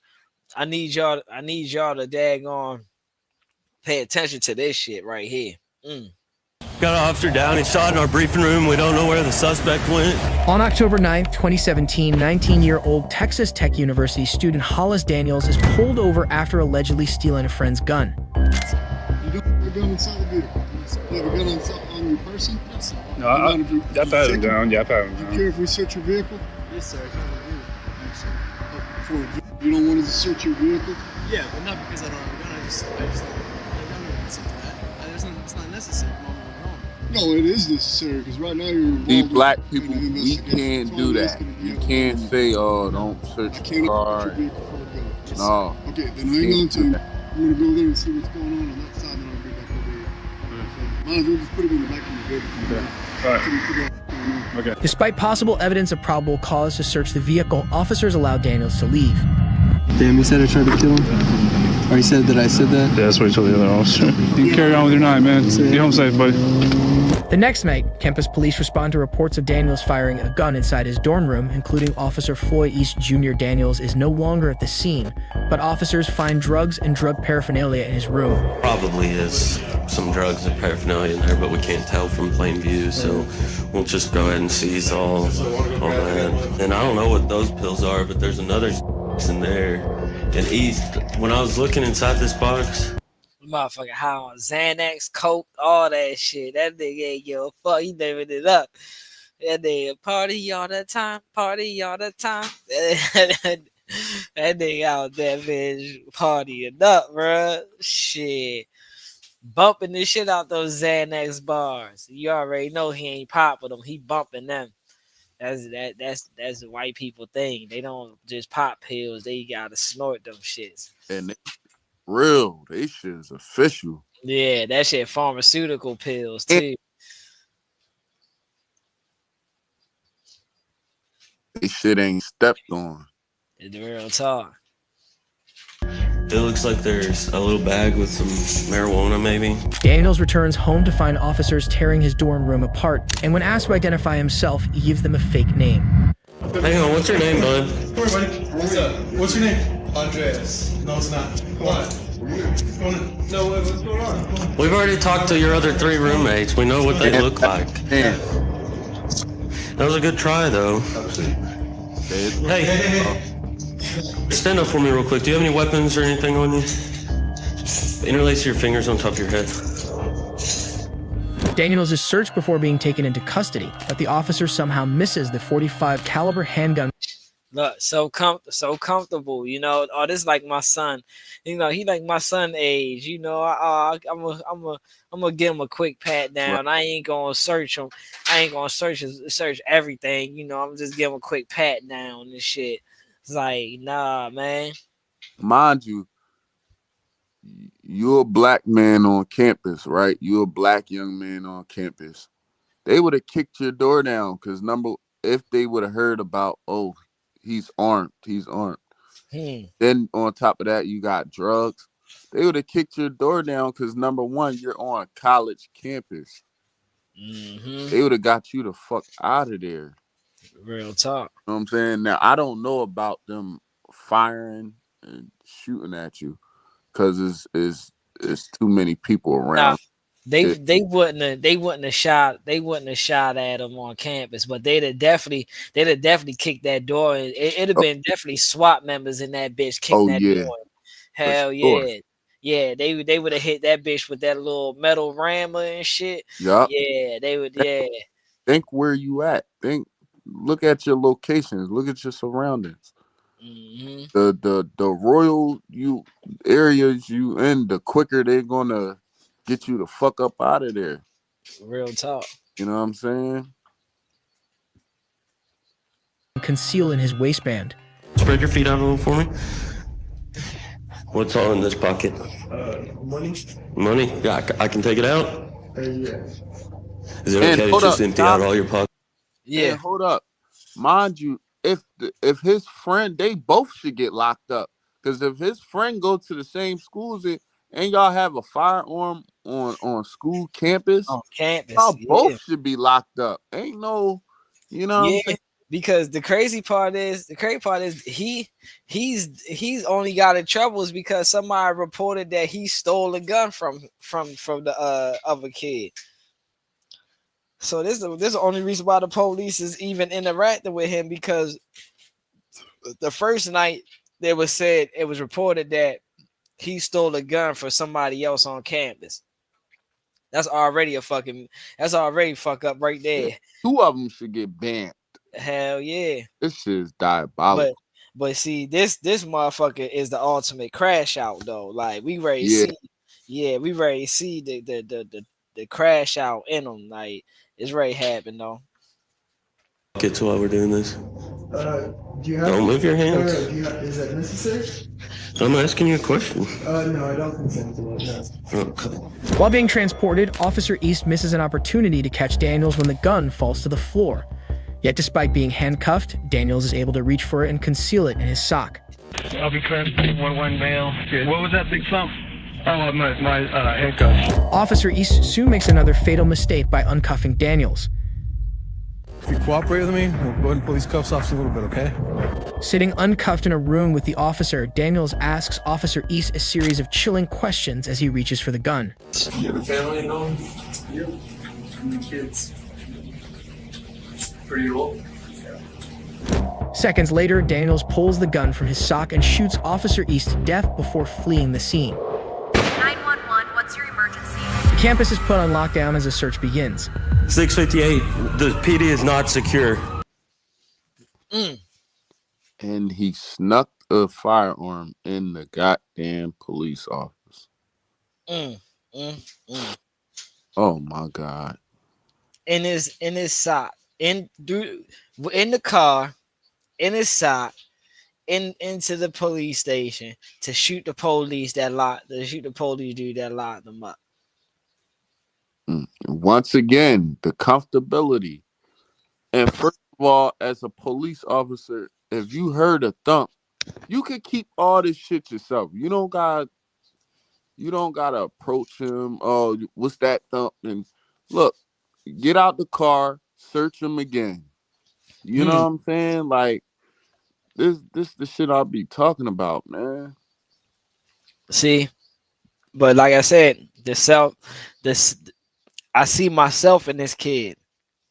So I see my son. When they interact with us, they don't see their son. They don't see their grandkids. They don't see their nephews or their nieces or nothing like that. They don't see that. This is why I can't get comfortable around motherfuckers like that, because I don't see none of my family in you. He's seen his son or his nephew or his grandson or something in that kid to make him feel so comfortable. Yeah, I'm gonna take the cuffs off you, because I don't need to have the cuffs on you. You look like you a good kid. You know what I'm saying? And then the manipulation in his part, oh man, you got a family? Oh dang, how many kids you got? Oh dang, that's nice. I want kids one day. And I just light his ass up. Like, come on, man. This shit. Ooh wee.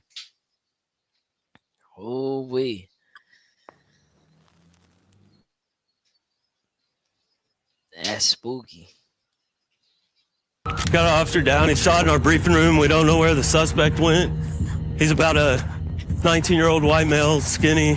What's the warrant? Blue jeans, believe a light colored t-shirt. He had mud on his jeans from the knees down. Blue jeans and a white t-shirt? Yeah, and he's got facial hair. Can you relay the information one more time? Yeah. To our sergeant, so we can get all the perimeter units clear on what we're looking for. What's his last name? Daniels last name, first name. He look like a regular white kid. Fuck you mean? Ginger hair, tall, lanky, got a plaid shirt on, denim jeans, about 19 years old. Shit, come on now. Shit, he look like your little brother. Your little nephew or something like that. Your little cousin. Yeah, he look like one of y'all. After a 2-hour search, Daniels is found and taken into custody without further incident. He tells officers how terrible he feels, yet while on the phone with family, it's clear he's still only thinking about himself. This may be a little more extreme. I think that they're probably going to kick me out of Texas Tech High School. And I think that they're... Huh?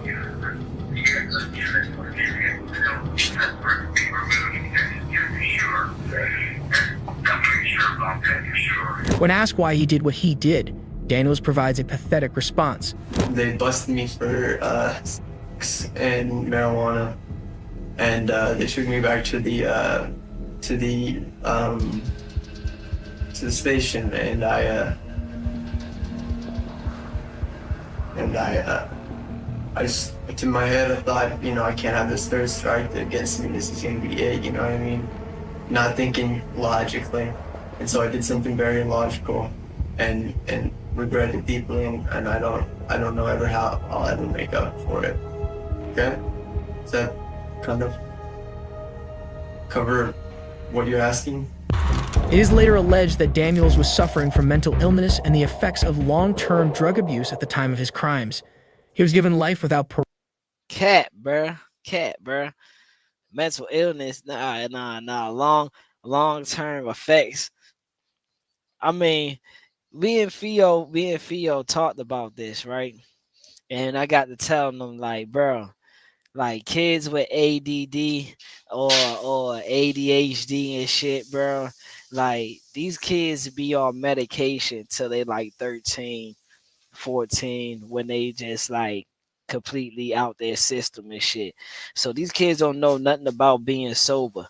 And then when you take these kids off it because you feel as though these kids is normal, excuse me, these kids is normal. Yeah, I mean they act, they behaving normal. It's like then they go through this stage of depression and shit like that. And then what they do, they give you more meds to cope with your depression and anxiety and all that bullshit, bro. Long term drug abuse. That could just be the fact that now he likes to pop motherfucking Xanaxes when the whole time the motherfucker been on Xanaxes from the beginning. His parents probably put him on that shit as a therapy and some yeah, you know, your son's showing signs of this, so we want to give him this kind of medication. The motherfucker don't know how to be normal as it is. Right. And people don't know how to, and normal people don't know how to understand drugs. Is like, that's how drugs work. Once you abuse them, your body gonna need it. Mm-hmm. Yeah. So you done had this kid on fucking all these pills since he was motherfucking 8 years old. So now he's 16, 17, where he finally getting some and he finally can release that anger and all that bullshit that he got built up inside of him. He finally can get some. Well, now at this point in time, nigga, I just like to get high off the pills now because I like how they make me feel. I don't know how to cope with society sober. When all in all, the motherfucker was just a kid from the beginning, doing kid shit. Like, I don't agree with the mental illness from long-term drug abuse. I don't agree with that. I know very functional crackheads and dope heads and all that shit. I know motherfucking very functional motherfucking pill poppers that man, half the motherfucking people that's in the political parties and all that crazy shit pop pills. Facts. Get high. More. Like, come on now. Like, that's cap. That's cap. Y'all needed an excuse for this little white boy. That's all that is. And they kids do too. Yeah. Hell yeah. Drug addicts, and they just they just chose to ignore the fact that their kids are doing it. You know what I'm saying? So they don't want to understand that. So that's all. Yeah. I'm telling you, bro. Shit's crazy. Roll. In our next case, an Arkansas cop pleads for his life as a cold-blooded killer guns him down.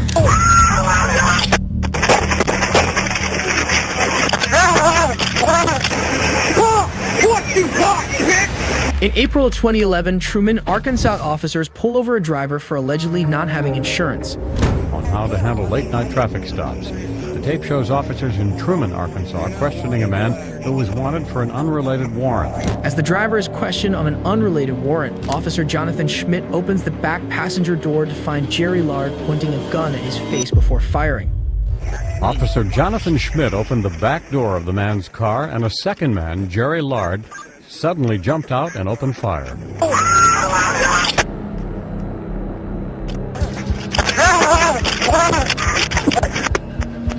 The tape shows Lard shooting and taunting officers. As Lard's rampage continues, Bruh, that's what I'm saying. Police ain't equipped for shit like this. Police, you can't be trained. You can't be trained for shit like this. There's no training in the world that's gonna give you this type of experience. I'm going to a fucking car, and a motherfucker just randomly hops out that motherfucker with a gun and starts dumping off. Nah, bro, you're not trained for shit like that. Yeah, there's no training for that because it's no train. There's certain shit you just there's no training for. Shit just happens. You know what I'm saying? Yeah, you just in a bad. Like they say, you in a bad place at a bad time. Like that's all that is, bro. You can't train for no shit like that to happen, bro. You can't train for a motherfucker to randomly pull a gun out of his sock and just start shooting. No matter what situation you're put in, you do not. Like this is why like situational awareness is so important, is because like, bro, you gotta know what's around you. You gotta know everything, like your exit plan if something get the kicking off. You know what I'm saying? Like how to use certain obstacles. Like what's the difference between cover and concealment? Like it's so many different variables of situational awareness that you had to cover, and every day is a learning experience. Like these people don't practice fucking situational awareness. It's not in their repertoire. They practice motherfucking best and worst case scenarios. Worst case scenario is I might have to shoot. I may have to shoot this gun. Facts. Like how can you prepare for it if a motherfucker just walk down behind you and just blow your brain off? You don't. Like you can't prepare for that. Like Chop said, all you can do is be aware. Be aware What's good, of your Bobby? surroundings, knowing where you at, knowing what time you at certain places. Mm-hmm. That's the only thing you could avoid. You can't avoid a motherfucker just coming down, walking down on you. Like I do all the training in the world, but what the fuck can I do if my back is turned and the motherfucker just walks down on me and just blow my head off? Like, you get what I'm saying? So only thing you can pay for is trying to put yourself in the best case situation where as though you can see everything, you can watch everybody movements and shit like that. Right. Because all in all, you can't stop. You're not gonna be able to stop anybody's intent on trying to cause harm to you. If they trying to cause harm to you, they coming to cause harm to you. That's what's gonna happen. Right. You're not gonna be able to stop. They already got it on their mind that they want to do that. It's trying not put yourself into vulnerable situations. You know what I'm saying?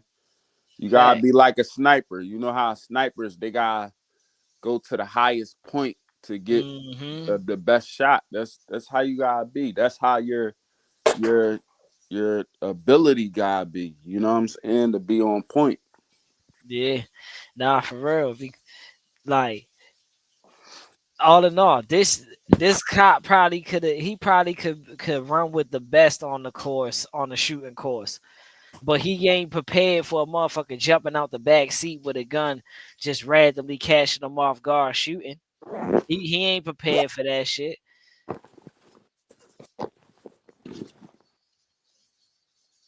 Continues, the dying officer pleads for his life.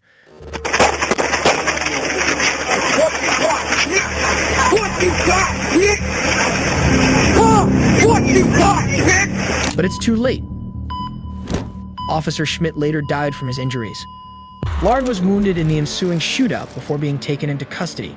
He was charged with murder and sentenced to death. As terrifying as that was in this case, 2 Wisconsin cops on a routine traffic stop find themselves unexpectedly ambushed and outgunned. He's got a rifle. He's got a rifle. Shots fired! Shots fired! Officer down! Officer down! Officer down! On April 8th, 2020. See what I'm saying? See what I'm saying? He's got a rifle. He's got a rifle. Oh shit! Like these motherfuckers. I don't care. They police. I don't care. They are not prepared for shit really kicking off, bro. They are not.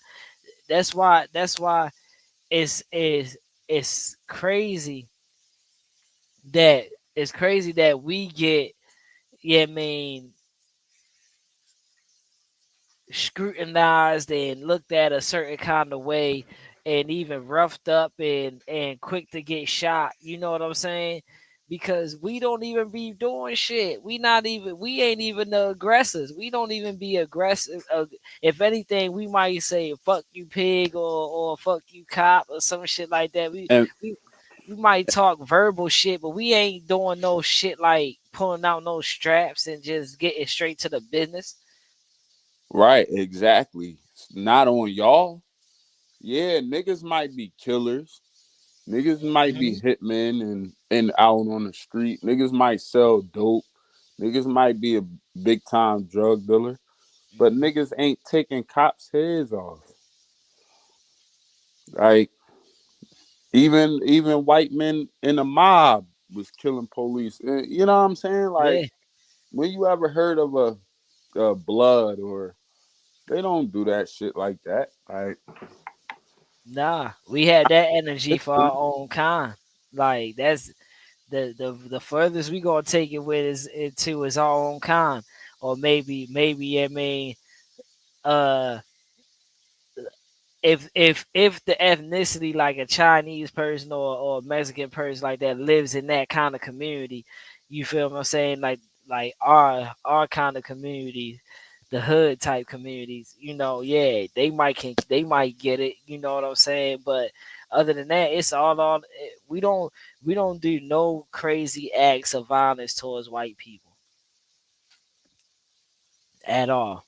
It don't even matter if they police or not, bruh. Smitty just showed a video of a college girl getting shot by a white boy, and in the whole hood environment, you should say, in a damn environment where it's nothing but black people.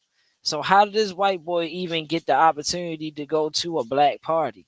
First of all, that's what I'm trying to figure out. And then the second part I'm trying to figure out is how did he get off of with shooting one of us and nobody even do nothing to him? He gets out unscathed.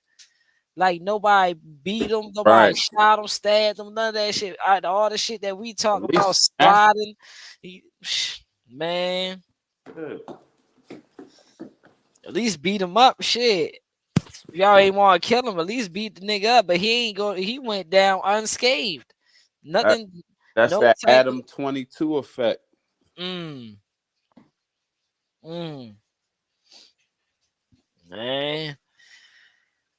shit, crazy.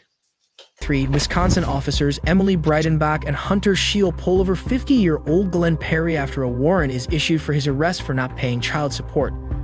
But as they approach the vehicle, he exits with an AR-15 and begins firing. He's got a rifle. He's got a rifle. Shots fired! Shots fired!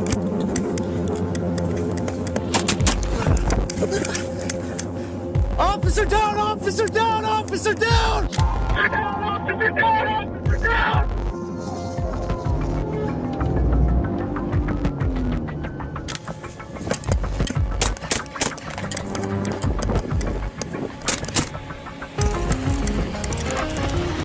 Now I'm saying, like, look at the cover. Look at how he's in cover. He's a damn near a mile back away from the damn car. I mean, he just ducking from one side to the other side, exposing his whole body. You know what I'm saying? Like, come on now. These motherfuckers ain't really covered, ain't really trained for no going to war type shit. This is why they say they gotta call in the military if shit get too out of hand. We gotta call in the military because they know the military niggas is trained for that shit. These motherfuckers ain't trained for this shit. These motherfuckers is regular motherfucking people that just come to get a 9-to-5 check. They not ready for no real shit when shit really kick off. They approach the vehicle. He exits with an AR-15 and begins firing. He's got a rifle. He's got a rifle. Shots fired! Shots fired!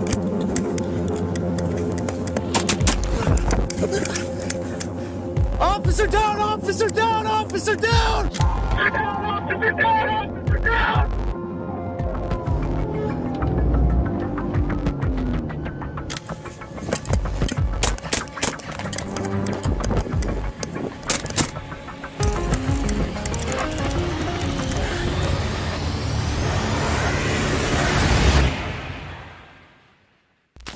The outgunned officer's shield calls for rescue before being hit by Perry's powerful rounds. Okay, we're approaching. Yeah, we see it. All right, it's on his left. All right, I got. Move the gun. I got lethal. Yep, I got lethal. Cover me, I got guns. Officers arrive on scene to find officers Breidenbach and Shield deceased and Perry shot in the leg. I believe the subject is down. I believe the subject is down. There's 3 subjects down. Jess. Is he down? 331, I'm at 8-0. He's down? I got lethal. You got that? Yep. Okay, roll him. We got 2 officers down. We got 195. That guy's also shot. You guys do it. Hold on. Clear. Clear. I got it. No. Bag's clear. Front's clear. Front's clear. Got another rifle up front. Perry was taken to the hospital where he later died. In our next case, officers are called to the home of a man having a psychotic break only to become a victim of his concealed blade. You're gonna have to go through the attic or something. So you're hearing people in the attic? It's about everywhere. Wait. Now, we finally made it. You finally made it to one black dude. The first black dude out the whole video so far. 28 minutes in. Now, I want y'all to pay attention to this motherfucker's demeanor. Because this is what you call real mental illness. Not no long stem of drug abuse and all that bullshit. We talking about real mental illness.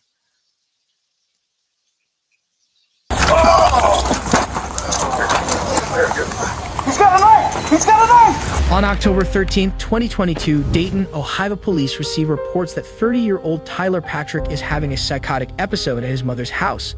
When Officer Jeff Clues and a trainee arrive, they recognize the troubled man immediately. Hi, Tyler. What's going on? Guess you got her hand? Alright. Make sure you got no weapon on you. What's going on today? You want me to ask Mom? What's going on, Mom? She's saying I don't know. He's delusional. Okay. He's delusional. And you have a history of that? No, I don't. No, I don't. He's a delusional. No. He had walked to the store and came back and just started banging on the house. Just banging on the house. And I'm like, you got to get help. Why were you banging on the house? Because she got some, like, little home invasion and stuff going on, and they probably quiet and you can't hear them all the way. That's so what you it think is. There's someone in the house? I mean, they quiet right now. Yes, there's somebody in this house. Okay. Yes, it is. And it's not just me. It's a home invasion for real. Do you want us to look? I mean, you're going to have to go through the attic or something. So you're hearing people in the attic? It's about everywhere. And I'm not playing no more. Okay. Okay. So I'm just telling you what it is. It's a home invasion. Okay. So that's what it is, and it's not me. You're scared because you hear people in your house. Okay, yeah. I understand that. Yeah, that's 100% what it is. Okay. Patrick claims to be the victim of an ongoing home invasion, but it's obvious he's having a psychotic break. Officer Clues now gets Patrick to let him inside by offering to help locate the imaginary squatters. I'm not playing. Well, if you sit down, I'll go look in the attic if you want me to. I mean, I'll check with you. You can go ahead. I'm right here. Okay. Disappear, reappear, Batman and Robin, what it is. I know, but you're in the way. I can't go check. Let me check, see if you're Can hearing you something. sit here with your mom? Go check, see if you're hearing something. Check. Can we go with you and sit back here? You hear something? I mean, y'all hear me all the time. Y'all hear my name outside. Ain't nobody deaf. But you hear people saying your name. They in here, and I'm not playing. I'm just trying to figure out what's going on, brother. I'm telling you, it's a home invasion. Okay. If it's coming at me and my safety, I'm not playing with nobody. Is worried about you. She's not worried. She's ignoring everything around because she's trying to get me set up. Because you're not doing what you're supposed to be doing. I don't feel safe. Now, I'm looking at the mama, right? That's on the couch. The mama looked light. She looked real light. She looked real light. And I'm thinking like the mama is Caucasian or something. She light. Like that's a fair skin. Oh man. So yeah, man, like sheesh. And this is the difference between a mental disorder and what the fuck that one boy did. That video we just pulled up. The video we just pulled with the white boy that said he had that issue. What he said? What they said? This dude right here. Right here. Yeah. This ain't no mental break. This ain't no mental break right here. Yeah, the Texas Tech High School, and I think that they're. Huh?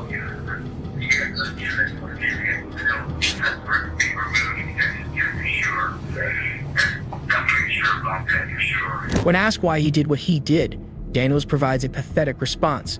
They busted me for sex and marijuana, and they took me back to the station, and I just, in my head, I thought, I can't have this third strike that gets me. This is gonna be it. You know what I mean? Not thinking logically, and so I did something very illogical, and regret it deeply, and I don't know ever how I'll ever make up for it. Okay? Is that kind of cover what you're asking? It is later alleged that Daniels was suffering from mental illness and the effects of long-term drug abuse at the time of his crimes. He was given life without parole. That don't sound like no man. He sounded like he knew very, very well what he did, and I acted illogical. In my mind, I thought it was logical at that time, but it wasn't. So yeah, like this ain't this, and it's not me. You're scared because that ain't no mental illness. That's a motherfucker that knows exactly what the fuck is going on. Right. Now this guy's mentally is really having a mental breakdown right now. He's really on some mental shit. And like I said, his mama white. So I really kind of feel like I said this before too. I was talking to my wife about it. I said, it's always the white black kids that motherfucker be having these mental breaks like that and shit. Like it's always these white black kids that always seem to do some psychotic shit out of nowhere. Yeah. I always thought I was tripping about that. I be thinking the same way too, Chop. I be thinking the same way, bro. Not for real, because like one, what's crazy? One, how does a white mama raise a black kid? Cause that black kid going eventually Facts. realize like, yo, I Facts. don't have the same privilege as I did growing up. Facts. So yeah, like how do you raise your kid like that, bro? Knowing that one day he might really get his ass whooped by the police or gunned down by the police and shit. Right. Shit. Some black mothers don't even know how to raise a young black man. So how the fuck a white mom gonna do it? Come on, bro. That's what I'm saying, bro. It's something about those. It's something about those mixed breed babies like that, bro. You hear people in your house. Okay, yeah. I understand that. Yeah, that's 100% what it is. Okay. Patrick claims to be the victim of an ongoing home invasion, but it's obvious he's having a psychotic break. Officer Clues now gets Patrick to let him inside by offering to help locate the imaginary squatters. I'm not playing. Well, if you sit down, I'll go look in the attic if you want me to. I mean, I'll check with you. You can go ahead. I'm right here. Okay. Disappear, reappear, Batman and Robin, what it is. I know, but you're in the way. I can't go check. Let me check, see if you hear Can you something. sit here with your mom? Go check, see if you hear something. Check. Can we go with you and sit back here? You hear something? 'Cause I mean, y'all hear me all the time. Y'all hear my name outside. Ain't nobody deaf. But you hear people saying your name. They in here, and I'm not playing. I'm just trying to figure out what's going on, bro. I'm telling you, it's a home invasion. Okay. If it's coming at me and my safety, I'm not playing with nobody. Is worried about you. She's not worried. She's ignoring everything around because she's trying to get me set up. Because you're not doing what you're supposed to be doing. I don't feel safe with your medication. I don't have medication. Exactly. I'm not you on should medication. be on medication. Yes, you need No, I help. shouldn't. Yes, you should. You always have been on medication. So you don't hear those people talking on the side right I've been here with social workers now? before. You don't hear nothing. You're hearing things that aren't here. I hate to tell you that. But we need to go talk to somebody. Okay? We're trying to be real with you, dude. I'm trying to be real with you too. Cause I know you hear them. I ain't deaf. Tyler, do you want to go to Grandview or Miami Valley? No. Your mother's afraid. She ain't gotta be afraid of me. Yes. Yes, she is. I don't feel safe with you anymore. I don't feel safe anymore with you, Tyler. You gotta go. You have to go. I don't feel safe anymore. Will you go get checked out for your mom? No, because I don't need no medication. You can hear these motherfuckers. I don't hear anything. You hear them. Well, that's part of the medical diagnosis that you have. This ain't no diagnosis. It is. Yes, Tyler. I got a black and mild. This is my diagnosis. It keeps me calm. No, you can hear these people, and I hear them too. I understand you hear them, and I do not hear them. I'm sorry. Dude, I don't want to hear him. Okay. The officers attempt to convince Patrick that the voices are in his head and that he must go to a hospital. All right. Can we go to Grandview and get checked out? I'm not going to Grandview. You gotta go. We have to go. I'm not going to Grandview. I know. If you can hear this female talking in the wall. Now, this is where the police gotta realize, you know what I'm saying? The best scenario situation or getting this motherfucker out the house. You say he ain't going to Grandview. I'm pretty sure if he said he all right, we'll take you let's go somewhere else. Then besides Grandview, we'll go somewhere else. I'm pretty sure the boy would have actually went with him, type shit. You know, he gets because he even with him going through this mental break, he's still a little bit coherent that obviously he don't like Grandview. So right, yeah. So like Grandview the was the police is trigger. being and compliant to him. Like, you can't do this. You can't do that. Like, if he don't have to go if he don't want to go, but you could take him somewhere else. But Exactly. they already broke the trust with him because now they can't say, all right, we could take you somewhere else because now he thinking in his mind, oh, they gonna take me to Grandview. You know what I'm saying? Exactly. They already broke it. They gotta see this is why I say they only trained in scenarios, worst case, best case scenario type shit. They're not really trained in like no real situation type shit. Because one, he got a knife in his hand. The whole time he got the knife in his hand.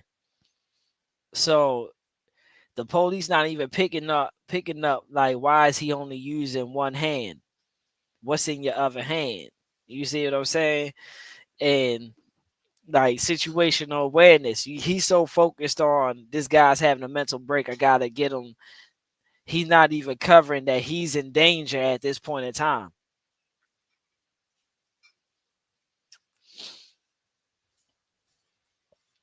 I can't hear her. Man.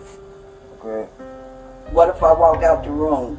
Would do a stop? You could walk outside, please.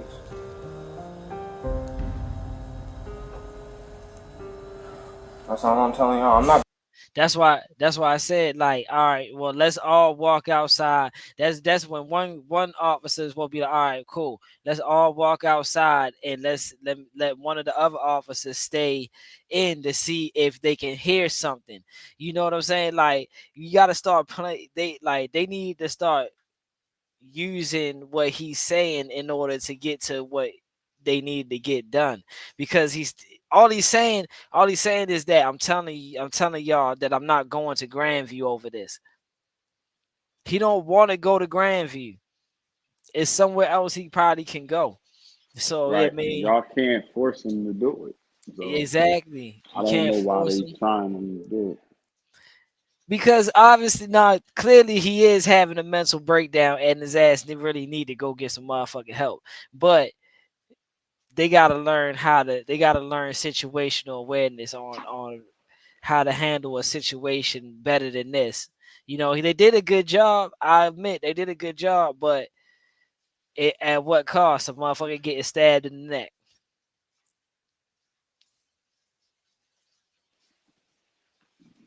Going to Grandview over this. Y'all can hear this girl talking, and I ain't even trying to tell on her either, but y'all can hear it like I can. Well, what is she saying? Y'all can't hear this shit, and she's saying the same thing I'm saying. I don't see how. So you hear her saying the same thing that you're saying?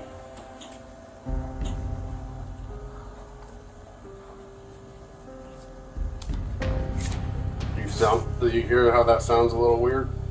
Put your cigar out. We're gonna go to the hospital now, okay? Okay?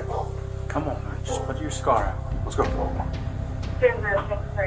You gotta go to the hospital, Tommy. Listen, this is straight up on probation. I understand. Y'all keep playing with me. Please stop. Your mother is worried about you. Please stop. Okay? So we're going to the hospital. I'm telling you, please stop. Like, right now, please. I know. As a human being. I know. That y'all not that dead. And we don't want to take you out of here. Please. Okay? And I mean, please. Alright, let's go. Come on, please. Let's go. He's got a knife! He's got a knife! I got it! Get that knife out of here! Get that knife out of his hand! Start a medic! Stop! Resisting! Tyler, you hear her open face! Drop the knife! Stop, Tyler! Drop the knife now! Tyler, drop it now! Tyler, drop it! 333, I need a medic. Stabbed in the neck. Stabbed in the neck. 99, 58, getting close. Drop the freaking knife! Drop it, Tyler! Drop it! Come on now! Tyler! It's a home invasion and you're not helping me! Tyler! Drop it! Keep prying out his hand. I'm trying. Tyler! Home invasion! Tyler, home invasion! Drop it! Drop the freaking knife! Listen, it's a home invasion! As Patrick is about to be removed from the house, he pulls out a knife and slashes at Officer Clues. Backup soon arrives, and Patrick is finally disarmed. Drop the freaking knife! There's a girl and more talking to you. Drop it! Come on now! Drop it! Come on! Leave the knife. Drop the knife. Drop I got it. I got it. Go ahead. Okay. I got it. Hold on. Don't get up yet. Get a hold of that arm. It's over for me. Go ahead. Start twisting it. No, go ahead. Hold on. You stay on. Get that arm twisted. Shit I can do. Y'all know it's a home Control that arm. I got a leg. Y'all know it's a home invasion. I'm getting lightheaded. Take me out of here. It's a home. Go, let's go, let's go, go, go, go, go. Come on.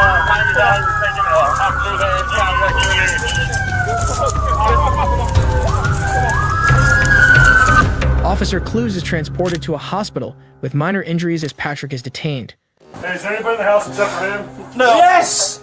There's a bunch of people in this house. Get up. It's over. I lost. It's a home invasion and I lost. I got a home invasion. And y'all about to do me dirt. This is what it is. You need to check him. No, you need to check him. Hold on. Patrick pleaded guilty to 4 counts of felonious assault and 1 count each of obstructing official business and resisting arrest. He was sentenced to 8 to 12 years in prison. This nigga got 8 to 12 years in prison for having a mental breakdown. I mean, hey, I get it. I get it. He did stab the police in his neck. 4 counts of felonious assault, bro. Come on, bro. Resisting arrest. Come on, bro. He was never being arrested from the beginning. His mother called the police on him and told him to take him to the hospital. And Chop, if that's the case, he shouldn't even go to jail for it. He should go to a mental hospital. Exactly, a mental institution. A nigga, that's what a nigga need to be at. He need to be on medication. So you taking him to prison for what? You giving him 8 to 12 years in prison for what? He not learning. He not helping him. Right. That's It's what like y'all you do to the school shooters.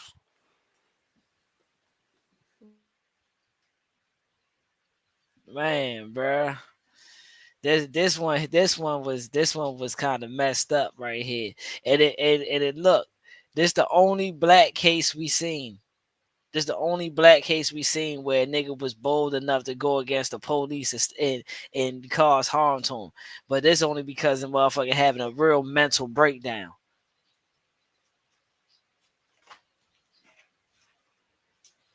Prison.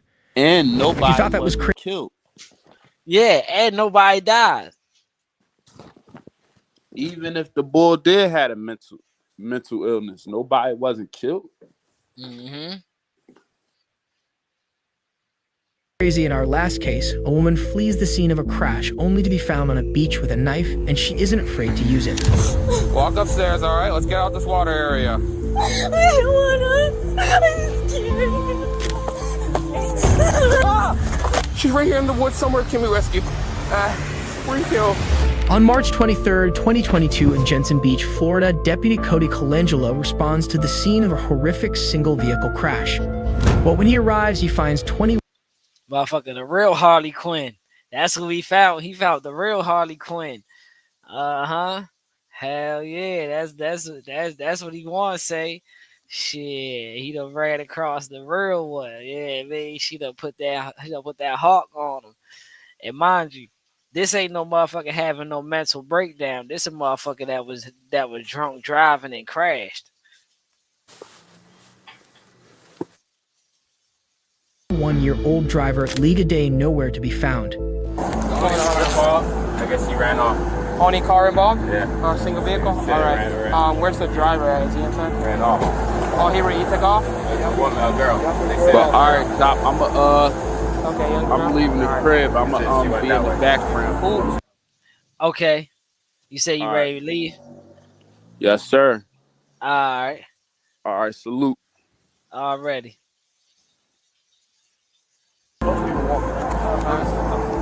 Okay. I didn't see nobody walking either. Anybody see the girl take off? Yeah. Alright. What was she wearing? So she climbed out of the car. She was really disoriented, you know. She's like, I need to find my phone. And then I was like, you need to sit down. And she had a cut on her hand. And she was like, I gotta find my purse. And then she would be like spraying, and she just ran that way. Okay. After finding Gay's footprints on the beach, deputies begin a systematic search of the area. How you doing? Sheriff's office. How we doing? Hi. Did you guys see a girl come down here? We did. Thin, tall, dark hair. Walking to the north. Awesome. Thank you. Yeah, well, I got somebody in a car heading that way. Deputy Colangelo soon catches up with Day, but despite seeming helpless, she's waiting for her moment to strike. You're just hit. Were you just in a crash? Ma'am, come up here. Don't walk away. No, no walking. Come over here. Okay? Thank you. Walk upstairs, all right? Let's get out this water area.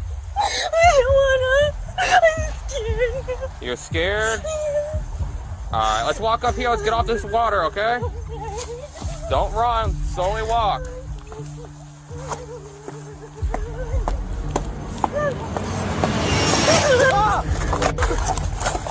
S.1, give me traffic! S.1, just stop! S.1, give me traffic, I'm bleeding. Show me hands! As Day walks up the stairs, she turns and stabs the deputy in the neck. He calls for backup as the extent of his injuries become horrifying clear. She's right here in the woods somewhere. Can we rescue? We're in kill. We have her. We don't have her. She's in the water. Coming back to.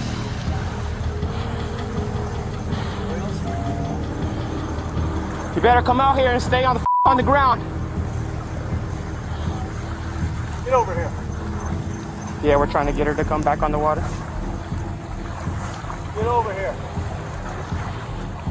Get over here! Walk to the sound of my voice. You better not have that knife or I'll shoot you right now. Keep going. Keep coming. I got her. Yeah. Get on the ground.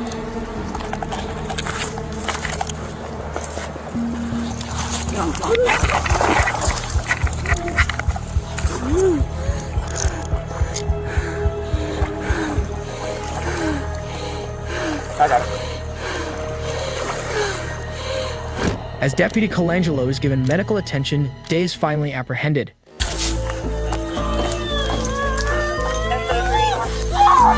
Oh, she's awake now. Now she's awake. What's that? Now she's awake. Yeah. See what do it. I'll pass away. Somebody get a legs and two of us grab her. Walk right up. What do you guys get that? Yes, not us. I think you guys are already out with them. Okay. Yeah, I didn't want to do this to you. Oh, no, I think she stabbed him. She stabbed him? Yeah. Took her stab. There's a hole big at the end of this stairway right here. Yeah. Crime scene, blood everywhere. Day is taken into custody as Deputy Colangelo is rushed into surgery. The knife nicked his carotid artery and he's in severe risk of death. To save his life, a vein from his leg is used to patch the hole in his throat. Meanwhile, when asked why she stabbed the deputy, Day struggles with an answer. You keep saying, whenever I ask you why all this happened, you keep saying you don't know. That you don't know why, you don't know why. Are you saying you don't know why you would stab somebody, or you don't know what? Oh, I definitely don't know why I would stab somebody. Okay. Day was charged with attempted first-degree premeditated murder and sentenced to life in prison. Deputy Colangelo made a full recovery from his injuries. If you thought these cases were insane, wait until you see when a kidnapper doesn't realize he's being recorded.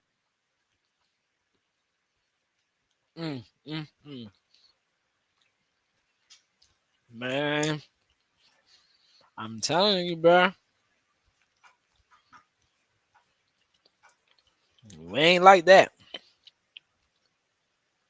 We ain't like that. The one case we seen, that was real mental illness. She stabbed that motherfucker because she ain't want to get in trouble.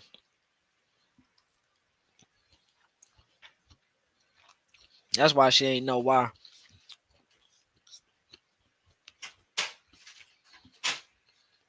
We know why old boy stabbed that motherfucking police.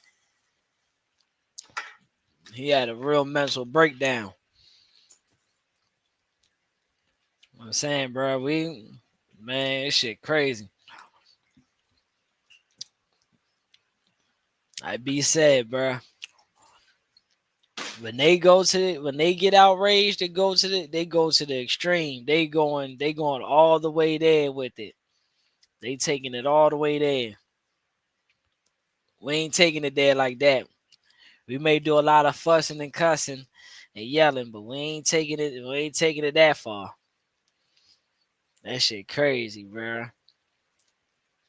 Salute to Zay for this video. Y'all, I mean, go thank Zay for this video, this live, because he the one that brought it to my attention.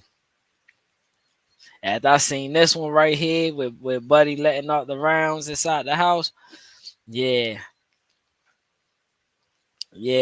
I had to do a live just to show, like, you know, look, y'all ain't on this type of time, so yeah, if y'all not finna get on this type of time right here, y'all sit y'all ass back, just relax. We don't need no unnecessary attention. Let them go after the migrants, get them out the way, so we can get this economy back down to where it was at. Motherfucking black people can get some jobs again. Yeah, I mean, like, yeah, bro. We need to stay the fuck off the motherfucking internet, talking about how we so outraged about certain shit, bro. Just chill the fuck back, because yeah, they get active. We don't get active like this. Not like this.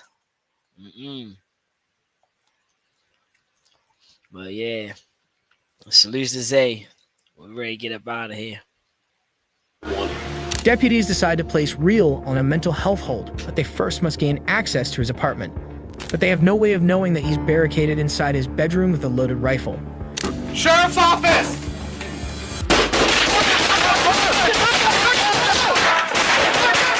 Real unloads a 30-round magazine in a matter of seconds, striking Deputy Parrish multiple times. His colleagues attempt to rescue him but are pinned under heavy fire. I'm going! Cover me! Shots fired! Cover me! Multiple deputies are hit in the ambush and are forced to escape by any means necessary. Stay with me.